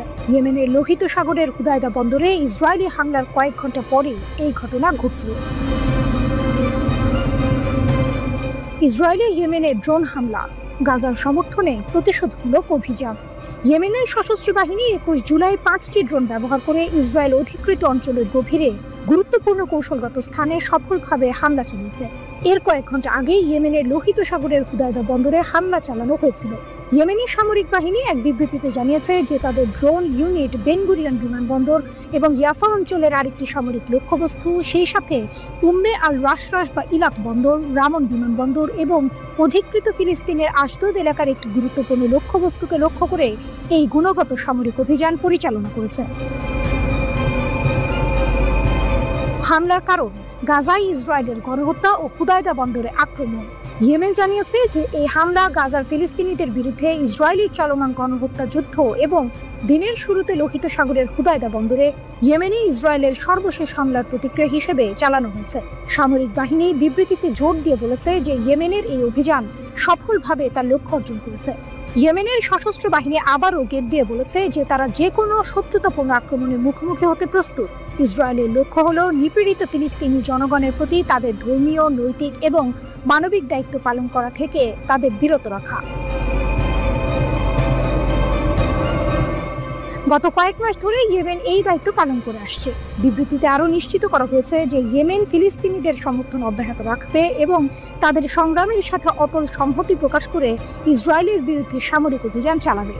ইয়েমেনি সামরিক বাহিনী সতর্ক করে দিয়েছে, গাজার বিরুদ্ধে আগ্রাসন বন্ধ না হলে এবং এর উপর আরোপিত অবরোধ তুলে না নেওয়া পর্যন্ত আমাদের অভিযান থামবে না। ইসরায়েলের উপর আক্রমণের তীব্রতা বৃদ্ধির সতর্কতা। 21 জুলাই ইয়েমেনের আনসারুল্লাহ প্রতিরোধ আন্দোলনের রাজনৈতিক ব্যুরোর জ্যেষ্ঠ সদস্য মোহাম্মদ আল বুখাইতি সতর্ক করে দিয়েছিল, ইসরায়েলি সরকার যদি ইয়েমেনের উপর আক্রমণ আরও তীব্র করে তবে দেশটি প্রতিশোধমূলক অভিযান আরও বাড়িয়ে দেবে। গাজার সংঘাত এবং ইয়েমেনের ভূমিকা। 2023 সালের অক্টোবরে গাজায় ইসরায়েলের গণহত্যা যুদ্ধ শুরু হওয়ার পর থেকে ইয়েমেনি বাহিনী যুদ্ধবিধ্বস্ত গাজাবাসীদের সমর্থনে অসংখ্য অভিযান চালিয়েছে। তারা অধিকৃত ফিলিস্তিনি অঞ্চল জুড়ে বিভিন্ন লক্ষ্যবস্তুতে আঘাত হেনেছে এবং অধিকৃত অঞ্চলের বন্দরের দিকে অগ্রসরমান ইসরায়েলি জাহাজ বা ইসরায়েল সংশ্লিষ্ট জাহাজগুলিতেও আক্রমণ চালিয়ে আসছে। গাজায় ইসরায়েলি সরকারের রক্তক্ষয়ী আক্রমণে এখন পর্যন্ত কমপক্ষে 59,029 জন ফিলিস্তিনি নিহত হয়েছেন, যাদের বেশিরভাগই নারী ও শিশু। এই হামলাগুলো ইঙ্গিত দেয় যে ইয়েমেন ফিলিস্তিনিদের সমর্থনে তাদের সামরিক কার্যক্রম চালিয়ে যেতে বদ্ধপরিকর এবং ইসরায়েলের আগ্রাসন বন্ধ না হওয়া পর্যন্ত তারা থামবে না।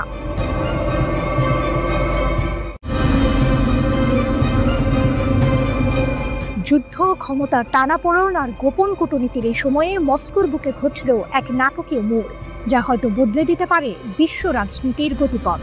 ইরান ও রাশিয়া দুই নায়ক, যারা নিজেদের অস্তিত্বের লড়াইয়ে অবিচল, এক নতুন অধ্যায়ের সূচনা করলেন। মস্কোর মঞ্চে দুই নায়ক, প্রতিরক্ষা সহযোগিতার নতুন সমীকরণ। 21 জুলাই মস্কোর সুরক্ষিত কক্ষগুলোতে এক ঐতিহাসিক বৈঠক অনুষ্ঠিত হলো, যেখানে রাশিয়া এবং ইরানের প্রতিরক্ষা মন্ত্রীরা সামরিক সহযোগিতার এক নতুন দিগন্ত উন্মোচন করলেন। এই দুই রাষ্ট্র, যারা পশ্চিমা শক্তির কঠোর নিষেধাজ্ঞার মুখেও নিজেদের অবস্থান ধরে রেখেছে, এবার আরও দৃঢ়ভাবে কাঁধে কাঁধ মেলালো। রাশিয়ার প্রতিরক্ষা মন্ত্রী আন্দ্রেই বেলোজভ এবং ইরানের প্রতিরক্ষা মন্ত্রী আজিজ নাসিরজাদে এর এই বৈঠক ছিল দুই দেশের মধ্যে কৌশলগত সম্পর্ক আরও গভীর করার চলমান প্রচেষ্টার অংশ। ইরানের রাষ্ট্রদূত কাজেম জালালি গর্বের সাথে ঘোষণা করলেন, এই বৈঠকের বিষয় ছিল সামরিক এবং প্রতিরক্ষা ক্ষেত্রে দ্বিপাক্ষিক সহযোগিতা জোরদার করা। মস্কোতে ইরানের দূতাবাসের বিবৃতিতে যৌথ প্রতিরক্ষা উদ্যোগের প্রতি দুই দেশের অবিচল অঙ্গীকারের কথাই তুলে ধরা হলো। এ যেন এক শক্তিশালী জোটের আগমনী বার্তা, যা বিশ্বকে নতুন করে ভাবতে বাধ্য করবে। ক্রেমলিনের অন্দরমহলে পারমাণবিক রহস্য, এক মহাকাব্যিক চাল। একই সময়ে ক্রেমলিনের অন্দরমহলে আরও এক গভীর আলোচনা চলছিল। রাশিয়ার প্রেসিডেন্ট ভ্লাদিমির পুতিন ক্রেমলিনে ইরানের শীর্ষ নেতা সাইয়েদ আলী খামেনির সিনিয়র উপদেষ্টা আলী লারিজানিকে স্বাগত জানান। এই বৈঠক কেবল আঞ্চলিক পরিস্থিতি নিয়ে আলোচনা ছিল না, এর কেন্দ্রবিন্দুতে ছিল ইরানের পারমাণবিক ফাইল। ক্রেমলিনের মুখপাত্র দিমিত্রি পেসকভ জানান, লারিজানি মধ্যপ্রাচ্যের ক্রমবর্ধমান পরিস্থিতি এবং ইরানের পারমাণবিক কর্মসূচির সর্বশেষ আপডেট পুতিনের কাছে তুলে ধরেছেন।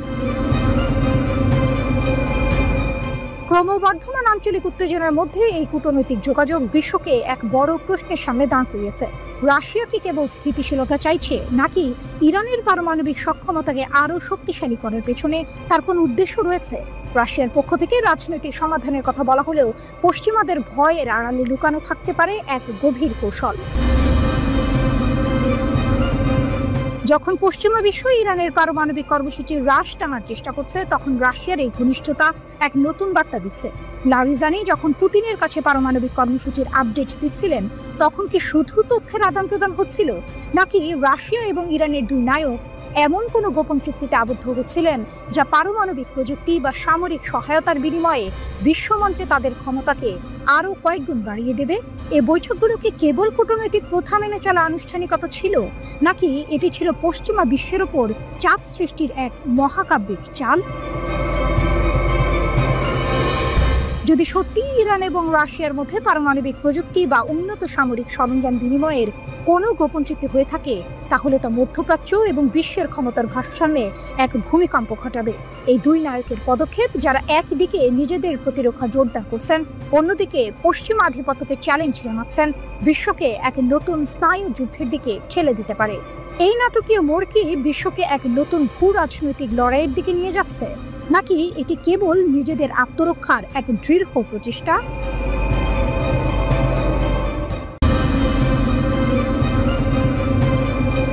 কাস্পিয়ানের বুকে রণতরীর গর্জন, এক যৌথ মহড়ার আড়ালে লুকানো বার্তা। কাস্পিয়ান সাগরের শান্ত জলরাশি হঠাৎই অশান্ত হয়ে উঠেছে। দিগন্তে ঘনিয়ে আসছে মেঘ, আর সেই মেঘের আড়াল থেকে ভেসে আসছে রণতরীর গর্জন। এ কোনো সাধারণ সামরিক মহড়া নয়, এ যেন এক ভূ রাজনৈতিক দাবা খেলার নতুন চাল, যেখানে পুতিন আর খামেনি এক টেবিলে বসেছেন, আর তাদের প্রতিপক্ষ হিসেবে চোখের সামনে ভেসে উঠেছে ইসরায়েল ও যুক্তরাষ্ট্রের তীক্ষ্ণ দৃষ্টি। একসাথে নিরাপদ ও সুরক্ষিত কাস্পিয়ান সাগরের জন্য লুকিয়ে আছে এক গভীর বার্তা, এক নীরব যুদ্ধ ঘোষণার ইঙ্গিত নয় কি? ছবিটা শুরু হয় ইরানের আনজালি বন্দরে। ভোরের আবছা আলোয় ভেসে আসে এক বিশাল আকৃতির রাশিয়ান যুদ্ধ জাহাজ। ধীর গতিতে কিন্তু নিশ্চিত পদক্ষেপে সেটি নোঙর করে নির্ধারিত মহড়া অঞ্চলে। জাহাজের গা থেকে ঠিকরে পড়ছে ভোরের সূর্যের আলো, আর তার উপস্থিতি জানান দিচ্ছে এক নতুন অধ্যায়ের সূচনা। ইরানের ইসলামী প্রজাতন্ত্রের নৌবাহিনীর উত্তর নৌবহরের আয়োজনে 3 দিনের এক মহাযুদ্ধের মহড়া। প্রেস টিভির খবর অনুযায়ী ইরান এই মহড়ায় তাদের নৌ প্রতিরক্ষা ব্যবস্থার সম্পূর্ণ সক্ষমতা প্রদর্শন করবে। এ যেন এক নীরব চ্যালেঞ্জ ছুড়ে দেওয়া হয়েছে বিশ্ব শক্তির প্রতি।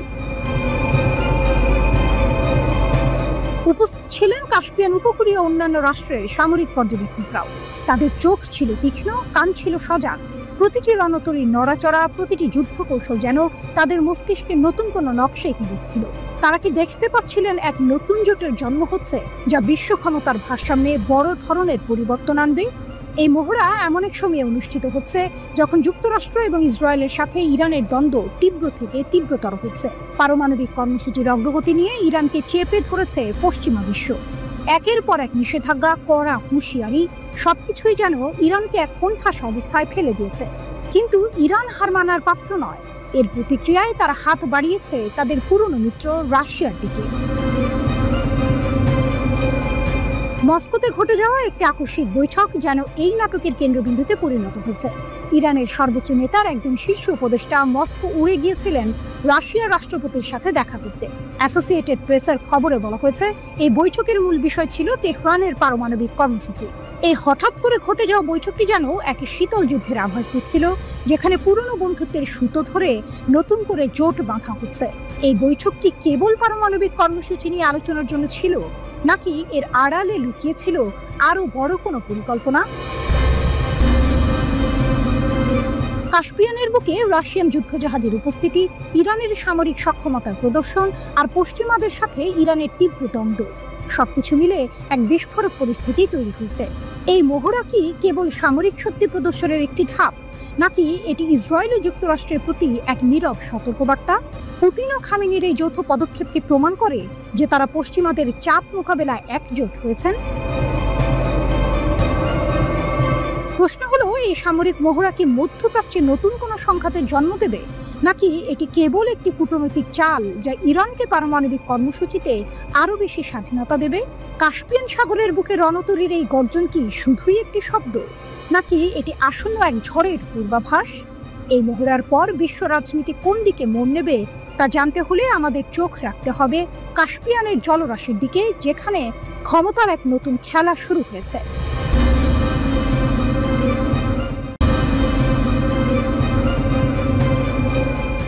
গাজা যুদ্ধের উত্তাপ এখন শুধু ফিলিস্তিনি ভূখণ্ডে সীমাবদ্ধ নেই, এর আঁচ ছড়িয়ে পড়েছে লোহিত সাগরের ওপর পর্যন্ত।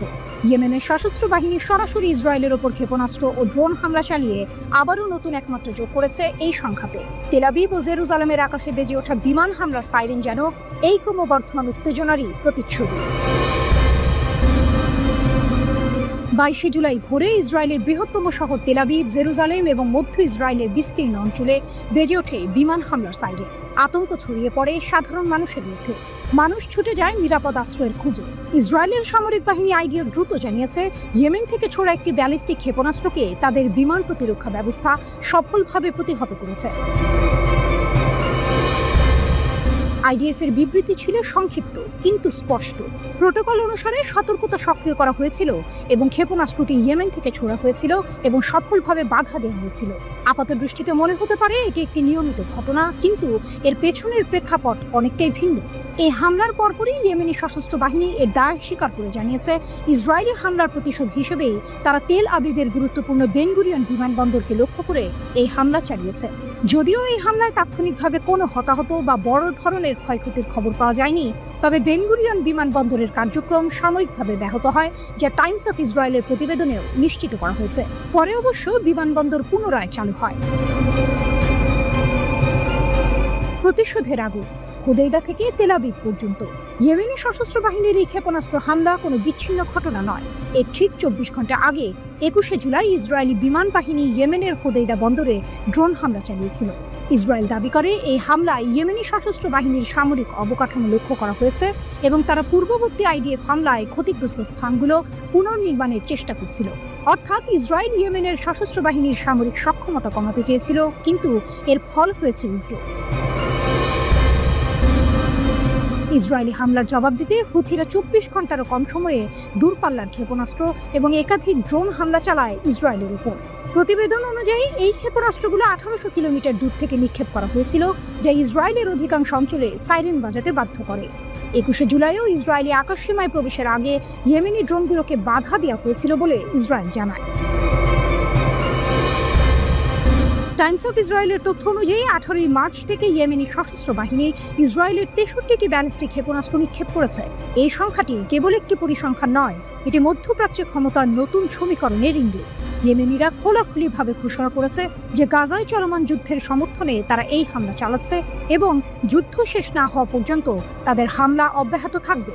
ইয়েমেনের এই গোষ্ঠী ইরান সমর্থিত এবং ইসরায়েল ও যুক্তরাষ্ট্রের সঙ্গে ইরানের ক্রমবর্ধমান উত্তেজনা এই হামলায় একটি নতুন মাত্রা যোগ করেছে।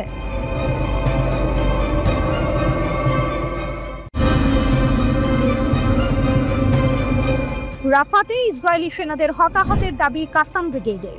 ফিলিস্তিনি প্রতিরোধ আন্দোলন হামাসের সামরিক শাখা কাসাম ব্রিগেড সম্প্রতি এক চাঞ্চল্যকর দাবি করেছে। তাদের বিবৃতি অনুযায়ী দক্ষিণ গাজা উপত্যকার রাফার পূর্ব দিকে পরিচালিত বেশ কয়েকটি সামরিক অভিযানে কমপক্ষে 25 জন ইসরায়েলি সৈন্য নিহত বা আহত হয়েছে।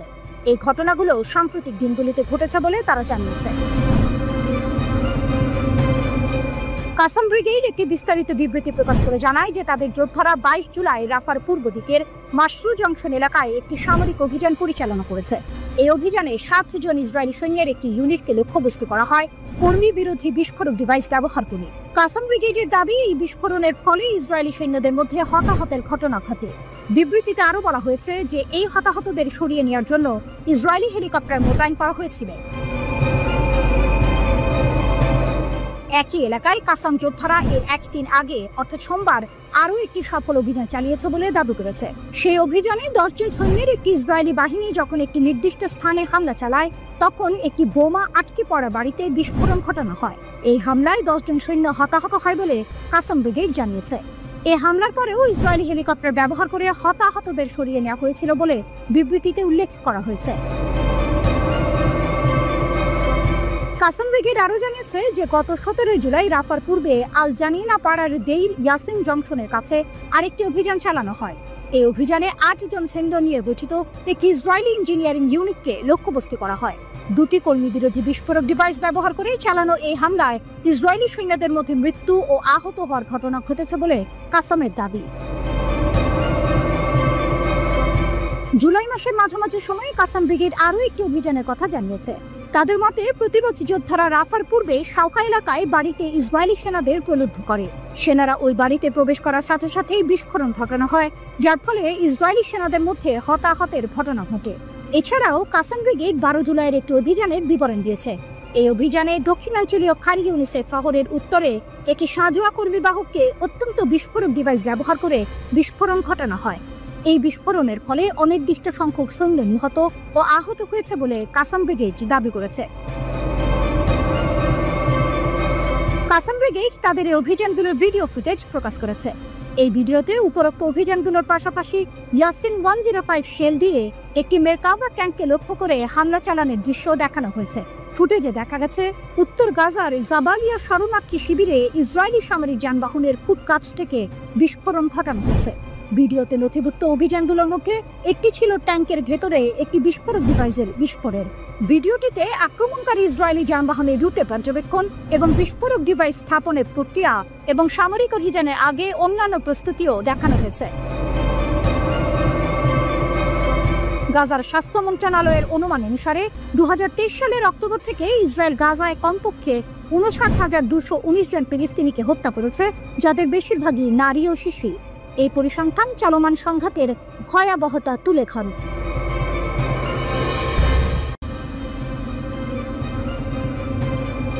আগুন নিয়ে খেলছে ইসরায়েল, ইরানের বজ্রকণ্ঠ, যুদ্ধ ও পারমাণবিক উচ্চাকাঙ্ক্ষা।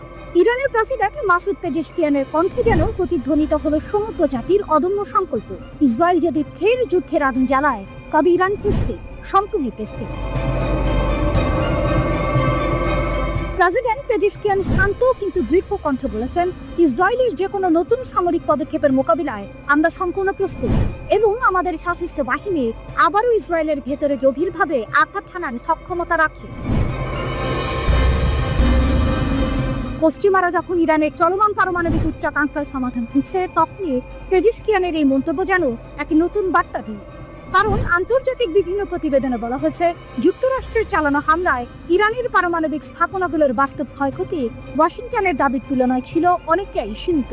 ইরান যেন এক অদম্য ফিনিক্স পাখির মতো ছাই থেকে উঠে এসে আরও শক্তিশালী হয়ে উঠছে। প্রেসিডেন্ট পেজেশকিয়ান 12 দিনের সংঘাতের পর কার্যকর হওয়া যুদ্ধবিরতির ওপর ইরানের কোনো আস্থা নেই। আমরা এই ব্যাপারে খুব একটা আশাবাদী নই। এসব কারণে আমরা যে কোনো সম্ভাব্য পরিস্থিতি ও প্রতিক্রিয়ার জন্য প্রস্তুতি নিয়ে রেখেছি। ইসরায়েল আমাদের ক্ষতি করেছে, আমরাও তাদের ক্ষতি করেছি। তারা আমাদের ওপর শক্তিশালী হামলা চালিয়েছে, আমরাও তাদের গভীরে শক্তভাবে আঘাত হেনেছি। তবে তারা নিজেদের ক্ষয়ক্ষতি গোপন করছে। এই হলো সেই মোচন। ইসরায়েল নিজেদের ক্ষয়ক্ষতি বিকিয়ে রাখছে, এই দাবি যেন ইরানের শক্তির এক নীরব ঘোষণা। তারা কেবল প্রতিরোধী করেনি, পাল্টা আঘাত হেনেছে, যার গভীরতা ইসরায়েল প্রকাশ করতে সাহস পাচ্ছে না। আন্তর্জাতিক বিরোধিতা সত্ত্বেও ইরান তার ইউরেনিয়াম সমৃদ্ধকরণ কর্মসূচি অব্যাহত রাখতে বলে জানিয়েছেন প্রেসিডেন্ট পেজেশকিয়ান। তিনি স্পষ্ট করে দিয়েছেন, ইরানের পারমাণবিক সক্ষমতা উন্নয়নের এই কার্যক্রম আন্তর্জাতিক আইনের কাঠামোর মধ্যেই পরিচালিত হবে। প্রেসিডেন্ট পেজেশকিয়ান বলেছেন, ট্রাম্প বলেছেন ইরানের কাছে পারমাণবিক অস্ত্র থাকা উচিত নয় এবং আমরা এই বিষয়টি মেনে নিচ্ছি, কারণ আমরা পারমাণবিক অস্ত্র স্পষ্টভাবে প্রত্যাখ্যান করি। এটি আমাদের রাজনৈতিক, ধর্মীয়, মানবিক ও কৌশলগত অবস্থা। ইরান কূটনীতিতে বিশ্বাসী, কিন্তু হুমকি বা জোর জবরদস্তি মেনে নেবে না। পেজেশকিয়ান আরও বলেন, আমাদের পারমাণবিক কর্মসূচি শেষ হয়ে গেছে বলে ট্রাম্প যে দাবি করেছেন তা একটি ভুল ধারণা মাত্র। এই মন্তব্য যেন বিশ্বকে এক কঠিন বার্তা দিবে। ইরান তার নিজস্ব পথ অবিচল, কারো হুমকিতে তারা পিছু হটবে না। ইসরায়েল সহ প্রায় সবার একটা ধারণা ছিল, তাদের ক্ষেপণাস্ত্র প্রতিরক্ষা ব্যবস্থা আয়রন ডোম ভেদ করার ক্ষমতা কোনো মিসাইলের নেই, ফলে এটিকে তারা বলতো বিশ্বরের দিয়া। এর পাশাপাশি তাদের রয়েছে ডেভিড স্লিং, দ্য অ্যারো এবং যুক্তরাষ্ট্রের তৈরি থাট। এছাড়া জর্ডান এবং লোহিত সাগরে মার্কিন বাহিনীর আকাশ প্রতিরক্ষা ব্যবস্থা তাদেরকে বাড়তি নিরাপত্তা নিশ্চয়তা দিয়েছিল। ইরান আমেরিকার পুরো প্রতিরক্ষা ব্যবস্থা গড়ে তুলেছে ইসরায়েলকে মাথায় রেখে। আজ হোক কাল হোক ইসরায়েলের সঙ্গে সামরিক সংঘাত বাঁধবেই। এই ধরনের সামরিক রাজনৈতিক বোঝাপড়া এই প্রতিরক্ষা ডক্ট্রিনের মূল প্রতিপাদ্য।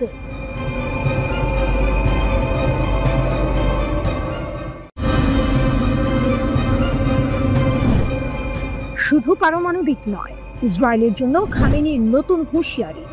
মিসাইল সংকটে আমেরিকা ইরানকে যুদ্ধের ঢোল বাজাচ্ছে আরো জোরে। মধ্যপ্রাচ্যের আকাশ জুড়ে এখন কেবলই চাপা উত্তেজনা। একদিকে ইসরায়েল এবং যুক্তরাষ্ট্রের কঠোর হুঁশিয়ারি, অন্যদিকে ইরানও তার সামরিক সক্ষমতা বাড়ানোর ঘোষণা দিচ্ছে। এই টানটান পরিস্থিতির মাঝেই ইরানের সর্বোচ্চ নেতা আয়াতুল্লাহ আলী খামেনি ইসরায়েলের বিরুদ্ধে এক নতুন হুমকি দিয়েছেন। তার এই ঘোষণার সময়টি বিশেষভাবে তাৎপর্যপূর্ণ, কারণ ওয়াল স্ট্রিট জার্নাল সহ বিভিন্ন গণমাধ্যম দাবি করছে মার্কিন যুক্তরাষ্ট্রের ক্ষেপণাস্ত্র মজুদে নাকি মারাত্মক সংকট দেখা দিয়েছে। তাহলে কি ইরান এই দুর্বলতার সুযোগ নিয়ে যুদ্ধের দামামা আরো জোরে সোরে বাজাতে চাইছে? খামেনির অগ্নিঝরা ঘোষণা। 25শে জুলাই ইসরায়েলের 13ই জুনের হামলার 40 দিন উপলক্ষে এক বিবৃতিতে খামেনি তার কঠোর মনোভাব প্রকাশ করেন। এই হামলায় ইরানের বেশ কয়েকজন সামরিক কমান্ডার ও পারমাণবিক বিজ্ঞানী শহীদ হয়েছিলেন। খামেনি এই হামলাকে দুষ্ট ও অপরাধী ইহুদিবাদী শাসক গোষ্ঠীর কাজ বলে অভিহিত করেছেন। তার কথায় ছিল শোক, কিন্তু তার চেয়েও বেশি ছিল প্রতিজ্ঞা। তিনি বলেছেন, বোকা অদূরদর্শী শত্রু তার লক্ষ্য অর্জনে ব্যর্থ হয়েছে। এর চেয়েও বড় কথা, তিনি অঙ্গীকার করেছেন যে ভবিষ্যৎ দেখাবে যে আমাদের সামরিক এবং বৈজ্ঞানিক অগ্রগতি উভয় স্রষ্টার ইচ্ছায় আগের চেয়ে আরো বেশি গতিতে এগিয়ে যাবে। খামেনির এই দৃঢ় ঘোষণা ইঙ্গিত দিচ্ছে যে ইরান কেবল পারমাণবিক কর্মসূচিতেই নয়, সামগ্রিক সামরিক শক্তি বৃদ্ধিতেও মনোযোগ দেবে। তার মতে, ইরানের শত্রুরা ঠান্ডা লোহার উপর হাতুড়ি মারছে, তবে ইরান দিন দিন শক্তিশালী হয়ে উঠবে। এই বক্তব্যগুলি ইসরায়েল এবং যুক্তরাষ্ট্রের জন্য স্পষ্ট বার্তা, ইরানকে দমানো এত সহজ হবে না। ইসরায়েলের যুদ্ধের ইঙ্গিত এবং যুক্তরাষ্ট্রের দুর্বলতা। খামেনির এই মন্তব্যের ঠিক আগেই ইসরায়েলের প্রতিরক্ষামন্ত্রী কাটস ইরানের সাথে যুদ্ধ পুনরারম্ভের ইঙ্গিত দিয়েছিলেন। জেরুজালেম পোস্ট অনুসারে তিনি বিমান শ্রেষ্ঠত্ব বজায় রাখার উপর জোর দিয়েছিলেন এবং ইরানকে পারমাণবিক শক্তি অর্জন থেকে বিরত রাখার পরিকল্পনা কার্যকর করার আহ্বান জানান। এমনকি মার্কিন প্রেসিডেন্ট ডোনাল্ড ট্রাম্প এবং ইসরায়েলের প্রধানমন্ত্রী বেনিয়ামিন নেতানিয়াহু বলেছিলেন যে ইরান যদি তাদের পারমাণবিক কর্মসূচি পুনরায় শুরু করে তবে তারা হামলা চালাবে। কিন্তু গল্পের টুইস্ট এখানেই। এইসব যুদ্ধংদেহী মনোভাবের মধ্যেই একটি চাঞ্চল্যকর তথ্য সামনে এসেছে। এক্সিওসের এক রিপোর্টে বলা হয়েছে, ইসরায়েল ইরান যুদ্ধের পর যুক্তরাষ্ট্র এবং ইসরায়েলের ক্ষেপণাস্ত্র বিরোধী ব্যবস্থা যেমন প্যাট্রিয়ট এবং থার্ড মজুদে মারাত্মক ঘাটতি দেখা দিয়েছে। প্রতিবেদনে আরও উল্লেখ করা হয়েছে, ইরানি ক্ষেপণাস্ত্র প্রতিরোধে মার্কিন ও ইসরায়েলের প্রতিরক্ষা ব্যবস্থাগুলো ব্যর্থ হয়েছিল, যার ফলে ইসরায়েলে প্রায় 2 ডজন মানুষ নিহত হয় এবং সামরিক স্থাপনা ও বাসস্থান ধ্বংস হয়। এই পরিস্থিতি মধ্যপ্রাচ্যের ক্ষমতার ভারসাম্যে এক নতুন সমীকরণ তৈরি করছে। একদিকে ইরান তার সামরিক এবং পারমাণবিক সক্ষমতা বাড়ানোর দৃঢ় সংকল্প দেখাচ্ছে, অন্যদিকে ইসরায়েল এবং যুক্তরাষ্ট্র তাদের সামরিক শক্তিতে একটি অপ্রত্যাশিত দুর্বলতার মুখোমুখি হচ্ছে। মার্কিন ক্ষেপণাস্ত্রের এই ঘাটতি কি ইরানকে আরও সাহসী করে তুলবে?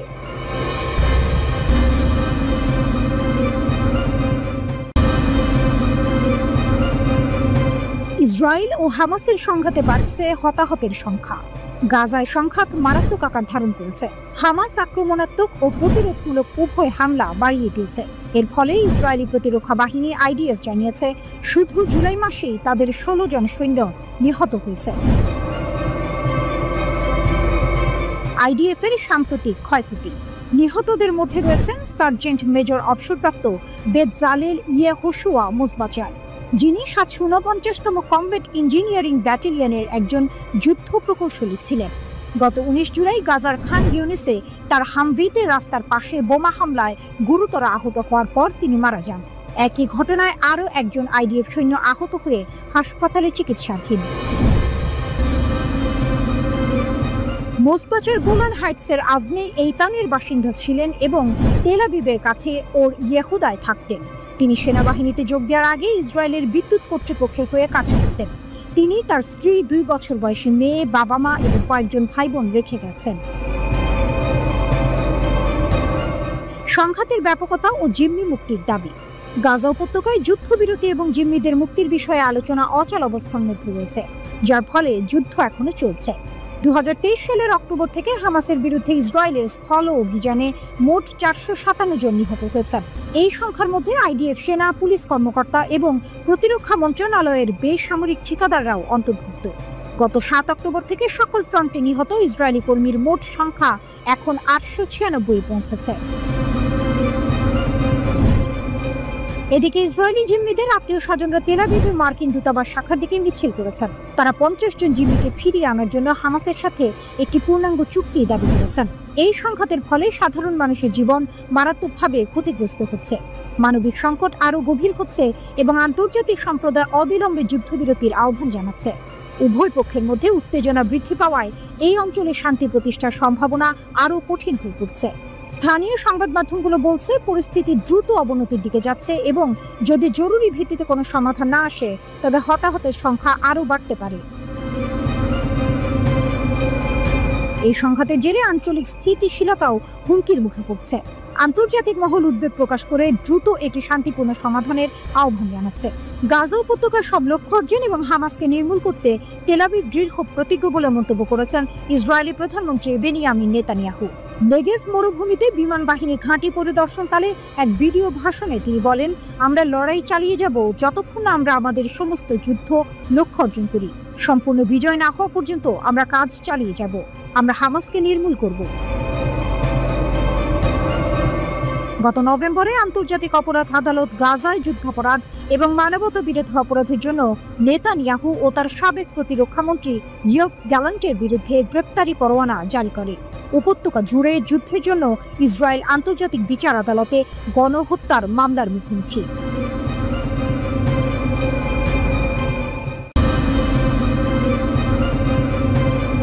গভীর সমুদ্রে রাশিয়ার পারমাণবিক বজ্রধ্বনি।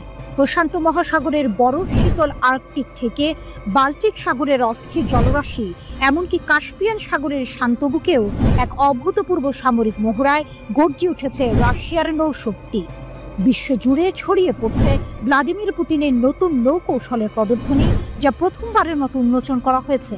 কিন্তু এই বিশাল মহড়ার আসল উদ্দেশ্য কি? শুধুই কি সামরিক প্রস্তুতি, নাকি এর পেছনে লুকিয়ে আছে আরও গভীর কোনো পরিকল্পনা? রাশিয়ার নৌবাহিনী জুলাই স্টর্ম নামক এক বিশাল যুদ্ধ মহড়া শুরু করেছে। এই মহড়া নেতৃত্ব দিচ্ছেন অ্যাডমিরাল মোইসেয়েভ।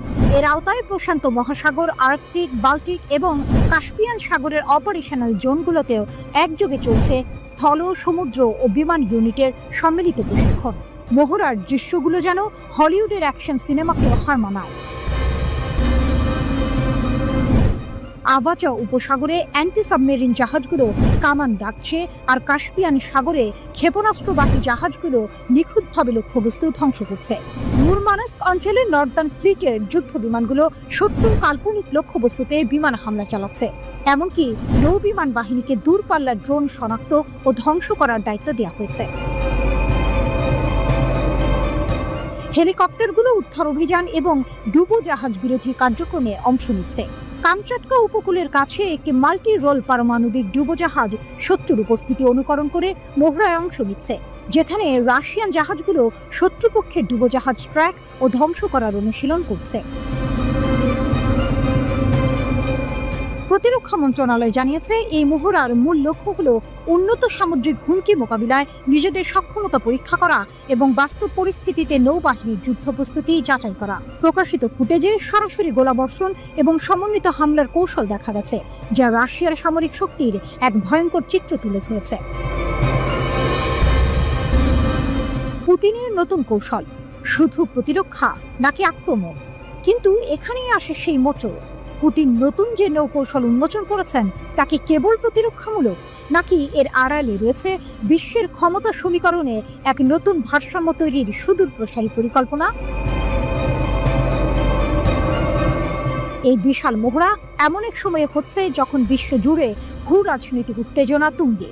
ইউক্রেন যুদ্ধের পর পশ্চিমা দেশগুলোর সঙ্গে রাশিয়ার সম্পর্ক তলানিতে। এমন পরিস্থিতিতে পারমাণবিক সক্ষমতা সম্পন্ন নৌবাহিনীর এই বিশাল মহড়া কেবল সামরিক বার্তা নয়, বরং একটি সুস্পষ্ট রাজনৈতিক বার্তাও বটে। এটি ইঙ্গিত দেয় যে রাশিয়া নিজেদের বৈশ্বিক প্রভাব পুনঃপ্রতিষ্ঠা করতে বদ্ধপরিকর। বিশেষ করে আর্কটিক অঞ্চলে রাশিয়ার ক্রমবর্ধমান সামরিক উপস্থিতি নতুন করে ভূ রাজনৈতিক বিতর্ক সৃষ্টি করেছে, যেখানে প্রাকৃতিক সম্পদ এবং নতুন নৌরুটের নিয়ন্ত্রণ নিয়ে বিশ্বজুড়ে প্রতিযোগিতা বাড়ছে। তাহলে কি জুলাই ঝড় শুধু একটি মহড়া নয়, বরং বিশ্বকে পুতিনের পারমাণবিক সক্ষমতা এবং নতুন আগ্রাসী নৌকৌশলের জানান দেওয়ার একটি প্রদর্শনী? এই মহড়া কি কেবল সমুদ্রের গভীরে সীমাবদ্ধ থাকবে, নাকি এর ঢেউ আন্তর্জাতিক রাজনীতিতেও বড় ধরনের পরিবর্তন আনবে? সেটাই এখন দেখার বিষয়।